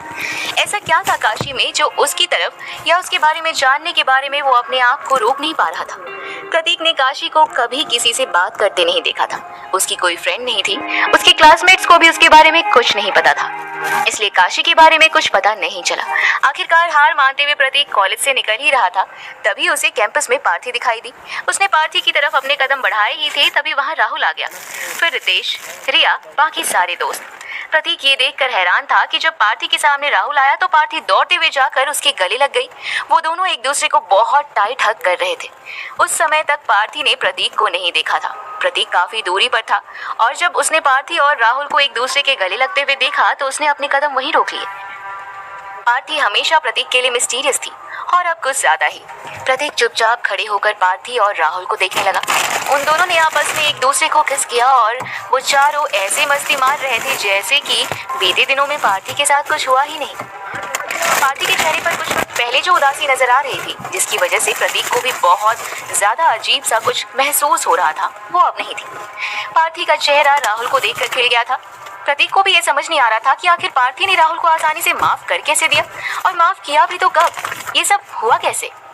प्रतीक ये सब सोच रहा था, तभी अचानक से 2 आदमी आए। उन्होंने काले कपड़े पहने हुए थे, आंखों पर काला चश्मा लगाया हुआ था। उन दोनों ने पीछे से प्रतीक की कमर पर बंदूक रखी, फिर धीमी आवाज में कहा, अगर यहाँ कोई तमाशा नहीं चाहते हो तो हमारे साथ चुपचाप चलो। प्रतीक ऐसे खड़ा था जैसे वो सच में डर गया। उसने पीछे पलटकर उन हट्टे कट्टे मोटे काले आदमी से कहा, कहाँ ले जाना चाहते हो? उनमें से एक ने गन पॉइंट प्रतीक की पीठ पर दबाते हुए कहा, सवाल करने का हक उनके पास नहीं होता जिनके ऊपर गन की नोक होती है। फिलहाल हम जितना कह रहे हैं उतना करो और चलो हमारे साथ। प्रतीक चाहता तो उन दोनों को वहीं ढेर कर सकता था, लेकिन उस वक्त वो जानना चाहता था कि आखिर वो दोनों उसे कहाँ लेकर जा रहे थे। मन में कुछ सोचते हुए चुपचाप वो उन दोनों के साथ जाने लगा। एक बड़ी सी लग्जरी वॉल्वो कार उनके सामने आकर रुकी। उन दोनों ने प्रतीक को इशारे से कार में बैठने के लिए कहा। प्रतीक बिना कोई रिएक्शन दिए बैठ गया। उस कार के आगे पीछे 2 और वॉल्वो कार थी। कार में उन दोनों गार्ड्स ने प्रतीक को बीच में बिठाया था और आसपास से उसे कवर कर लिया था, ताकि किसी भी कंडीशन में प्रतीक उनके गिरफ्त से भाग न जाए। अगले कुछ ही वक्त में वो लोग एक बड़े से विला में थे। ये विला देहरादून की पहाड़ी एरिया में था, जहाँ सिर्फ और सिर्फ 10 लग्जरी विला ही थे, जो करोड़ों की कीमत में बनाए गए थे। आम इंसान उन विला के बारे में सोच भी नहीं सकता था। प्रतीक ये तो समझ गया था कि जो कोई भी उसके पीछे है वो बहुत ही हाई प्रोफाइल को बिलोंग करता है। ब्लैक फोर्ट विला के नाम से एक विला के सामने जाकर गाड़ियां रुक गई। प्रतीक को गार्ड ने नीचे उतरने का इशारा किया। प्रतीक के चेहरे पर किसी भी तरह की कोई झिझक नहीं थी, कोई डर नहीं था। पूरे रास्ते उसने कोई शब्द नहीं कहा था। ये सब देखकर गार्ड्स कहीं न कहीं आश्चर्य में जरूर थे। प्रतीक एक विला में ऐसे जा रहा था जैसे उसे पता था कि किससे मिलने जाना था। तभी एक आदमी ने कहा, रुको, क्या तुम जानते हो तुम्हें कहाँ जाना है? प्रतीक ने सख्त आवाज में कहा, तुम मुझे यहाँ लेकर आए हो तो ऑब्वियसली इस ब्लैकफुट विला में ही जाना होगा। अपने पूछे गए सवाल से गार्ड खुद शर्मिंदा हो गया। प्रतीक विला के अंदर गया तो उसकी आंखें चमक गई। सब कुछ बहुत लग्जरी, बहुत खूबसूरत था। उस विला में नौकरों और गार्ड्स की लाइन लगी हुई थी, लेकिन सवाल ये था कि उस विला में रहता कौन था और उसे वहाँ क्यों लाया गया था। एक गार्ड ने उसे सोफे पर बैठने के लिए कहा। प्रतीक बिना किसी हिचक के सोफे पर ऐसे बैठा जैसे किसी राज्य का राजा हो। उसके चेहरे की चमक, उसका ऑरा उसे ऐसे दिखा रहा था जैसे वो उन सब चीजों का आदी था। कुछ देर के इंतजार के बाद हाई हील सैंडल की खटखट आवाज प्रतीक के कानों में पड़ी। प्रतीक ने मुड़कर जैसे ही देखा तो स्टेयरकेस से एक लड़की उतरकर आ रही थी। उसे देखते ही प्रतीक ने जोर से कहा, काशी। फिर एक कदम आगे बढ़ाते हुए गुस्से में कहा, काशी, इस वक्त मुझे यहाँ बुलाने का क्या मतलब है? उस लड़की ने ब्लैक फॉर्मल ड्रेस पहना हुआ था। प्रतीक ने देखा कि कोई जवाब नहीं आया तो तेज आवाज में कहा, मेरे पास वक्त नहीं है, और पहले तो मुझे ये बताओ कि तुमने एग्जाम क्यों नहीं दी। वो एक टक प्रतीक को देखे जा रही थी। फिर उसने प्रतीक को इशारे से अपने पीछे आने के लिए कहा। प्रतीक उसका इस तरह का एटीट्यूड देखकर बहुत ज्यादा इरिटेट हो रहा था। उसने तेज आवाज में कहा, काशी, ये सब क्या लगा रखा है? मेरे पास तुम्हारे इशारों पर नाचने का वक्त नहीं है, मैं जा रहा हूँ। इतना कहते हुए प्रतीक पलटकर बाहर की ओर जाने के लिए अपने कदम जैसे ही बढ़ाए, कुछ गार्ड्स ने उसे घेर लिया। तब प्रतीक ने फिर से उस लड़की की ओर पलटकर कहा, तुम्हें क्या लगता है, क्या तुम इन गार्ड्स की मदद से मुझे रोक पाओगी? इतना कहते ही अगले ही पल प्रतीक ने उन चारों गार्ड्स को ढेर कर दिया। वो बिजली के समान तेज था। उसके पंच इतने परफेक्ट थे कि उसे एक के अलावा दूसरा पंच किसी भी गार्ड को मारने की जरूरत नहीं पड़ी। ये सब देखकर उस लड़की ने कहा, वो अब पता चला काशी तुम पर क्यों फिदा है। प्रतीक हैरान हो गया था। जिस लड़की को वो अपने सामने देख रहा था वो हूबहू काशी की तरह दिख रही थी। उस काशी की तरह जिसे उसने जंगल में देखा था, जिसकी खूबसूरती को देखकर वो खुद पर कंट्रोल नहीं कर पाया था, जिसकी खुशबू अभी भी उसकी सांसों में बसी थी। लेकिन फिर वो काशी नहीं तो कौन? ये सवाल प्रतीक के जहन में ऐसे उमड़ रहा था कि अगले कुछ पल में उसे उसका जवाब नहीं मिलेगा तो वो न जाने क्या कर देगा। प्रतीक सवाल भरी नजर से उस लड़की को देख रहा था। तभी उस लड़की ने प्रतीक की आंखों में आंखें डालकर कहा, रिद्धिमा, मैं रिद्धिमा, काशी की बड़ी सिस्टर, हम ट्विंस हैं। रिद्धिमा ने फिर से प्रतीक को अपने पीछे आने का इशारा किया। अब तो प्रतीक के मन में भी बहुत सारे सवाल चल रहे थे। अब बस वो उसके वहां होने का कारण जानना चाहता था, इसलिए चुपचाप रिद्धिमा के पीछे चल दिया। ग्राउंड फ्लोर पर गलियारे के अंदर से रिद्धिमा प्रतीक को एक बहुत बड़े आलीशान कमरे के अंदर ले गई। फिर उसने अंदर से दरवाजा लगा दिया और उस आलीशान कमरे से होते हुए एक और अंडरग्राउंड कमरे में वो लोग गए। प्रतीक बिना अपने कदम रोके बहुत ही शांति से रिद्धिमा के पीछे चल रहा था। लेकिन जब वो उस अंडरग्राउंड कमरे के अंदर गया तो उसके होश उड़ गए। वो कमरा किसी बड़े हॉस्पिटल के आईसीयू के समान लग रहा था। डॉक्टरों की टीम ने बेड पर लेटी हुई एक लड़की को घेर रखा था। उसे ऑक्सीजन मास्क भी लगा हुआ था। धीरे धीरे प्रतीक ने अपने कदम बढ़ाए तो देखा कि उस बेड पर और कोई नहीं, काशी ही थी। काशी को इस तरह बेड पर लेटा हुआ देख प्रतीक के पैरों तले जमीन खिसक गई। काशी के हाथ पर पट्टी बंधी हुई थी, यहाँ तक कि माथे पर भी बैंडेज लगी हुई थी। कुछ देर के लिए प्रतीक काशी को देखता रहा। फिर उसने धीरे से कहा, काशी, ये सब कैसे? इतना कहने के बाद प्रतीक ने रिद्धिमा की ओर देखा। इसकी ये हालत आखिर कैसे? क्या हुआ इसके साथ? रिद्धिमा ने गुस्से वाली नजरों से प्रतीक की ओर देखकर कहा, इसकी इस हालत के जिम्मेदार तुम हो। तुम्हारी वजह से इसकी ये हालत हुई है। प्रतीक के चेहरे पर साफ दिखाई दे रहा था कि उसे कुछ समझ में नहीं आया। उसने अनजान बनते हुए कहा, what? How is it possible? Riddhima ने कहा, इतना अनजान बनने की तुम्हें जरूरत नहीं। इतना तो तुम समझ गए होगे कि वो तुमसे बेहद प्यार करती है, और जब तुम उसके साथ होकर भी उसके नहीं रहे तब उसने अपने आप को खो दिया। घर आने के बाद उसने तबाही मचा दी थी। ऐसी बहुत सी चीजें थी जो कांच के टुकड़ों के समान टूटकर बिखर गई, लेकिन उन सब चीजों के बीच में मैंने अपनी बहन को भी बिखरते हुए देखा। प्रतीक बहुत ही हैरानी से रिद्धिमा की बात सुन रहा था। फिर प्रतीक की आंखों के सामने काशी के साथ बिताया हुआ बारिश में वो पल याद आया जब पहली बार वो दोनों एक दूसरे के बेहद करीब थे। ये सब सोचते हुए प्रतीक के मुंह से निकल गया, कितनी पागल और कमजोर लड़की है। इतनी सी बात पर कोई अपने साथ इस तरह का सलूक करता है क्या? वहीं प्रतीक के फोन पर एक अननोन नंबर से लगातार कॉल आ रहा था। फोन वाइब्रेट पर था। प्रतीक ने एक बार चेक किया और वापस अपनी पॉकेट में रख लिया। उस वक्त वो किसी से भी बात नहीं करना चाहता था।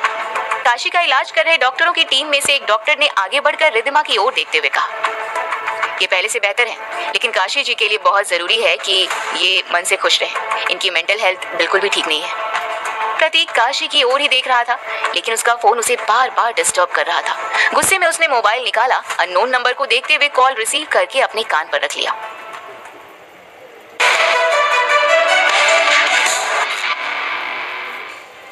रिद्धिमा ने जैसे ही देखा कि प्रतीक पर्सनल कॉल रिसीव करने वाला है, उसने गुस्से में चिल्लाते हुए कहा, how selfish you are. Kashi की ये हालत देखने के बाद में भी तुम्हें अपने दोस्त या यार से बात करने की लगी पड़ी है। इतना कहते हुए रिद्धिमा की आंखों में आंसू आ गए। अपनी बहन के प्रति उसका प्यार, उसके इमोशंस उसके चेहरे पर साफ नजर आ रहे थे। कॉल रिसीव करने के बाद में भी प्रतीक ने दूसरी तरफ से आ रही आवाज नहीं सुनी और फिर से कॉल कट कर दिया। ये पहली बार था जब प्रतीक खुद नहीं समझ पा रहा था कि वो क्या करे। आखिर किसी की जिंदगी का सवाल था। काशी की हालत जब उससे देखी नहीं गई तो कहीं ना कहीं उसे अपने आप पर भी बहुत गुस्सा आया। उसका मन उससे पूछ रहा था कि आखिर क्यों उसने काशी को पूरी तरह से अनदेखा, अनसुना किया। जब वो जानता था कि काशी के मन में उसके प्रति कोई फीलिंग्स है, तो क्यों उसने काशी को समझने की कोशिश नहीं की। वहीं प्रतीक को यकीन नहीं हो रहा था कि उसकी माँ के अलावा इस पूरी दुनिया में ऐसा कोई भी है जो उससे इतना प्यार करता था। अब ये प्यार है या पागलपन, प्रतीक का इस नतीजे पर पहुंचना इतना आसान नहीं था। अपनी जिंदगी में उसने अपनी माँ के प्यार को ही महसूस किया था। ये पहली बार था जब उसे किसी और का प्यार महसूस हुआ। प्रतीक को समझ में नहीं आ रहा था कि वो क्या करे। उसने काशी की तरफ अपना एक कदम बढ़ाया ही था कि तभी रिद्धिमा ने तेज आवाज में कहा, उसे छूने की गलती भी मत करना, तुम्हें हक नहीं है उसके करीब जाने का। प्रतीक ने मासूमियत से कहा, क्या मैं कुछ वक्त इस कमरे में बिता सकता हूँ? क्या वो मुझे सुन पाएगी? क्या मैं उससे बात कर सकता हूँ? रिद्धिमा ने गुस्से में कहा, क्या बात करनी है तुम्हें उससे? क्या तुम्हें उसकी हालत दिखाई नहीं दे रही? प्रतीक ने धीमी आवाज में कहा, उसकी हालत का जिम्मेदार मैं कैसे हो सकता हूँ? मैं तो ठीक से उसे जानता तक नहीं। तब रिद्धिमा ने काशी की ओर देखते हुए कहा, क्या तुम सच में ठीक से उसे नहीं जानते? तुम जो कह रहे हो उसके बारे में एक बार और सोच लो, क्योंकि तुम्हारे द्वारा दिया गया ये बहुत बड़ा स्टेटमेंट है। प्रतीक काशी की ओर कुछ देर देखता रहा, फिर अपने दोनों कंधे उचकाते हुए उसने कहा, हाँ, मैं सच में ठीक से उसे नहीं जानता। मेरे कॉलेज में एक लड़की पढ़ती है जिसे लोग बहन जी के नाम से जानते हैं, जो अक्सर मुझसे टकराया करती थी। उसकी आंखों में कुछ तो ऐसा था जो मुझे कभी समझ नहीं आया। अगर मैं काशी के बारे में जानता हूँ तो बस इतना ही। तब रिद्धिमा ने प्रतीक से सख्त आवाज में कहा, अफसोस होता है मुझे अपनी बहन के लिए कि उसने तुम जैसे व्यक्ति से प्यार किया। तुम चलो मेरे साथ, तुम्हें कुछ दिखाना है। इतना कहते हुए रिद्धिमा कमरे में जाने लगी। प्रतीक की नजर काशी पर ही थी। तब रिद्धिमा ने प्रतीक से कहा, मैंने कहा चलो मेरे साथ। प्रतीक की नजर अभी भी काशी से नहीं हट रही थी। वो सिचुएशन को समझने की कोशिश कर रहा था। एक बार फिर रिद्धिमा की तेज आवाज ने प्रतीक का ध्यान हटाया। उसने रिद्धिमा की ओर देखते हुए कहा, कहाँ जाना है? रिद्धिमा ने गुस्से वाली नजर से प्रतीक को देखते हुए कहा, तुमने अभी कहा ना कि तुम उसे नहीं जानते। अब मैं तुम्हें बताना चाहती हूँ कि वो तुम्हें कितना जानती है। प्रतीक बहुत अजीब सा महसूस कर रहा था। आखिरकार उसे रिद्धिमा के साथ जाना ही था। वो कर भी क्या सकता था। रिद्धिमा प्रतीक को एक अंधेरे कमरे में ले गई। कमरे में जाने के बाद जैसे ही उसने लाइट्स ऑन की तो एक बार फिर प्रतीक हक्का बक्का रह गया। उसकी आंखें खुली की खुली रह गई। उस पूरे कमरे में प्रतीक की तस्वीर लगी थी, कहीं बड़ी कहीं छोटी, और एक दीवार को तो प्रतीक के क्लोजअप फोटो के वॉलपेपर से कवर किया गया था। ऐसा लग रहा था कि वो कमरा प्रतीक के लिए ही बनाया गया हो। प्रतीक को लगता था कि एक तरफा प्यार की कीमत सिर्फ और सिर्फ वही जानता था। फिलहाल काशी के प्यार के पागलपन को देखने के बाद उसे इस बात का एहसास हुआ कि प्यार की कोई लिमिट नहीं होती। सच, कोई किसी हद तक किसी के प्यार में पागल हो सकता है, ये देखकर प्रतीक खुद हैरान था, जो कभी खुद पार्थी से बेइंतहा मोहब्बत करता था। हालांकि प्रतीक के मन में पार्थी के लिए प्यार अब सिर्फ हमदर्दी में बदल गया था। पार्थी की जिंदगी में जो कुछ भी हो रहा था उसके लिए प्रतीक को कहीं ना कहीं उससे हमदर्दी महसूस होती थी, लेकिन प्यार जैसा खुश नहीं रहा, क्योंकि पार्थी ने कभी उसके प्यार को समझने की कोशिश ही नहीं की। वहीं जब प्रतीक ने पार्थी को अनिरुद्ध की बाहों में बिखरते हुए देखा था तो उसके मन में उसके प्रति उसकी मोहब्बत बिखर सी गई थी। रिद्धिमा ने रिमोट उठाते हुए प्रोजेक्टर ऑन किया। प्रोजेक्टर ऑन होते ही प्रतीक ने अपनी कुछ पुरानी यादें ऐसी देखी जिसका उसे भी एहसास नहीं था। उसमें कई सारे प्रतीक के वीडियो थे, लाइब्रेरी में पढ़ाई करते हुए, बुक्स निकालते हुए, कॉलेज में आते हुए, जाते हुए, लैब में प्रैक्टिकल करते हुए, यहाँ तक कि पार्थी के साथ तक में उसमें वीडियो थे। प्रतीक के मन में तुरंत ही एक सवाल आया, क्या उसे पार्थी को बुलाकर काशी को एक मौका देना चाहिए? तभी प्रतीक के चेहरे पर हंसी आ गई। उसने हंसते हुए अपने आप से कहा, ये मोहब्बत है जनाब, एक के साथ खत्म और दूसरे के साथ शुरू करने जैसा कोई गेम नहीं। प्रतीक के चेहरे पर पसीना तब आ गया जब उसने अपना ही रूप ब्लैक कोबरा के रूप में देखा। प्रोजेक्टर में चल रहे वीडियो में कुछ ऐसे वीडियोस थे जो ब्लैक कोबरा के भी थे। ब्लैक कोबरा के बहुत से फोटोज थे। सच में प्रतीक के लिए ये बहुत ही हॉरिबल था। प्रतीक को लगता था कि वो ब्लैक कोबरा है, इस बारे में उसके अलावा और कोई नहीं जानता। लेकिन कोई ऐसा था जो ब्लैक कोबरा को जानता था। ब्लैक कोबरा ही प्रतीक था, ये जानता था। यहाँ तक कि थंडरस्टॉर्म गैंग का फोटो भी उसमें था। उस फोटो में उस गैंग के सभी मेंबर्स थे जिनके चेहरे पर मास्क लगा था, और वहीं दूसरे फोटो में बिना मास्क के वो लोग दिखाई दे रहे थे। प्रतीक की आंखें फटी की फटी रह गई। उसे यकीन नहीं हो रहा था कि काशी उसके बारे में कितना कुछ जानती थी। उसे तो ऐसा महसूस हो रहा था जैसे कि वो खुद अपने बारे में इतना नहीं जानता जितना काशी उसके बारे में जानती थी। वहीं उसके मन में ख्याल आया, कहीं वो लोग उसे धमकाने की या ब्लैकमेल करने की कोशिश तो नहीं कर रहे। इस तरह के फोटोज दिखाने का क्या मतलब था? प्रतीक ने अपना मोबाइल साइलेंट कर लिया था। कमरे में हल्का अंधेरा सा था, इसलिए उसके मोबाइल की लाइट चमक रही थी। प्रतीक ने एक बार फिर अपना मोबाइल चेक किया तो लगभग 35 मिस्ड कॉल्स थे। अब प्रतीक का दिमाग खराब हो चुका था। आखिर ऐसा कौन था जो प्रतीक को इस तरह से लगातार कॉल कर रहा था? उसने एक नजर रिद्धिमा की ओर देखा जो उसकी हालत समझ रही थी। उसने इशारे से अपनी पलकें झपका दी जैसे उसे कॉल रिसीव करने की इजाजत देती हो। प्रतीक ने कॉल रिसीव करके अपने कान पर रखा और दूसरी तरफ से जो आवाज आई उसके बाद प्रतीक के हाथ से उसका फोन छूट गया। प्रतीक धड़ाम से अपने घुटनों के बल जमीन पर गिर गया। ऐसा लगा जैसे उसके होश उड़ गए हो, किसी ने उससे उसकी सांसें छीन ली हो। रिद्धिमा ये सब देखकर हैरान थी। उसे समझ में नहीं आ रहा था कि सिचुएशन को कैसे हैंडल करे। आखिरकार हिम्मत करके उसने प्रतीक के कंधे पर हाथ रखते हुए कहा, क्या सब ठीक है? तुम ठीक हो ना? प्रतीक ने जैसे ही अपनी नजर उठाकर रिद्धिमा को देखा तो रिद्धिमा ने प्रतीक को देखते ही अपना एक कदम पीछे ले लिया। प्रतीक की आंखें शेर के समान दिख रही थी, इतनी लाल जैसे कि खून उतर आया हो। फिर प्रतीक ने कुछ नहीं कहा और तेजी से दौड़ने लगा। प्रतीक दरवाजे के बाहर 2 गार्ड्स खड़े थे। उन्होंने प्रतीक को रोकने की कोशिश की, लेकिन उन्हें खुद को नहीं पता चला कि कब उनके हाथों की हड्डियां टूटकर चूर हो गई हैं। रिद्धिमा ने भी प्रतीक के पीछे दौड़ लगा दी थी। उसने अपने गार्ड्स को प्रतीक को रोकने से मना करते हुए तेज आवाज में चिल्लाते हुए कहा, जाने दो उसे। कहीं ना कहीं प्रतीक की आंखों ने रिद्धिमा को ये बता दिया था कि वो नहीं रुक सकता, और अगर उसने उसे रोकने की कोशिश की तो वहां का मंजर कुछ और ही होगा। रिद्धिमा दौड़ते हुए बाहर की ओर बालकनी में आ गई और उसने अपने ड्राइवर को चिल्लाते हुए कहा, गाड़ी निकालो और वो जहां जाना चाहता है उसे लेकर जाओ। ड्राइवर ने तुरंत ही स्पीड में गाड़ी घुमाई। प्रतीक जो दौड़ते हुए आगे बढ़ गया था, उसके सामने गाड़ी जाकर रुकी और ड्राइवर के साइड वाली पैसेंजर सीट का दरवाजा खोला। हवा के समान तेजी से प्रतीक गाड़ी में बैठ गया। ये सब देखकर ड्राइवर समझ गया था कि उसे भी गाड़ी चलाना नहीं उड़ाना है। कार हवा से बातें करते हुए अगले ही पल ब्लैक फुट विला से निकल गई थी। वो काशी और रिद्धिमा का पर्सनल ड्राइवर था जो सच में कार को सिर्फ चलाना ही नहीं उड़ाना भी जानता था, लेकिन उसका टारगेट उसे पता नहीं था। वो नहीं जानता था कि उसे कहाँ जाना है। उसने सवालिया भरी नजरों से प्रतीक की ओर देखा। वहीं प्रतीक ने बिना उसे देखे सख्त आवाज में कहा, लाइफ केयर हॉस्पिटल। अगले ही पल गाड़ी हवा से बातें करते हुए लाइफ केयर हॉस्पिटल की तरफ बढ़ गई। ऐसा क्या हुआ जिस वजह से प्रतीक अपने होश खो बैठा था? बेखौफ प्रतीक के चेहरे पर डर साफ दिखाई दे रहा था।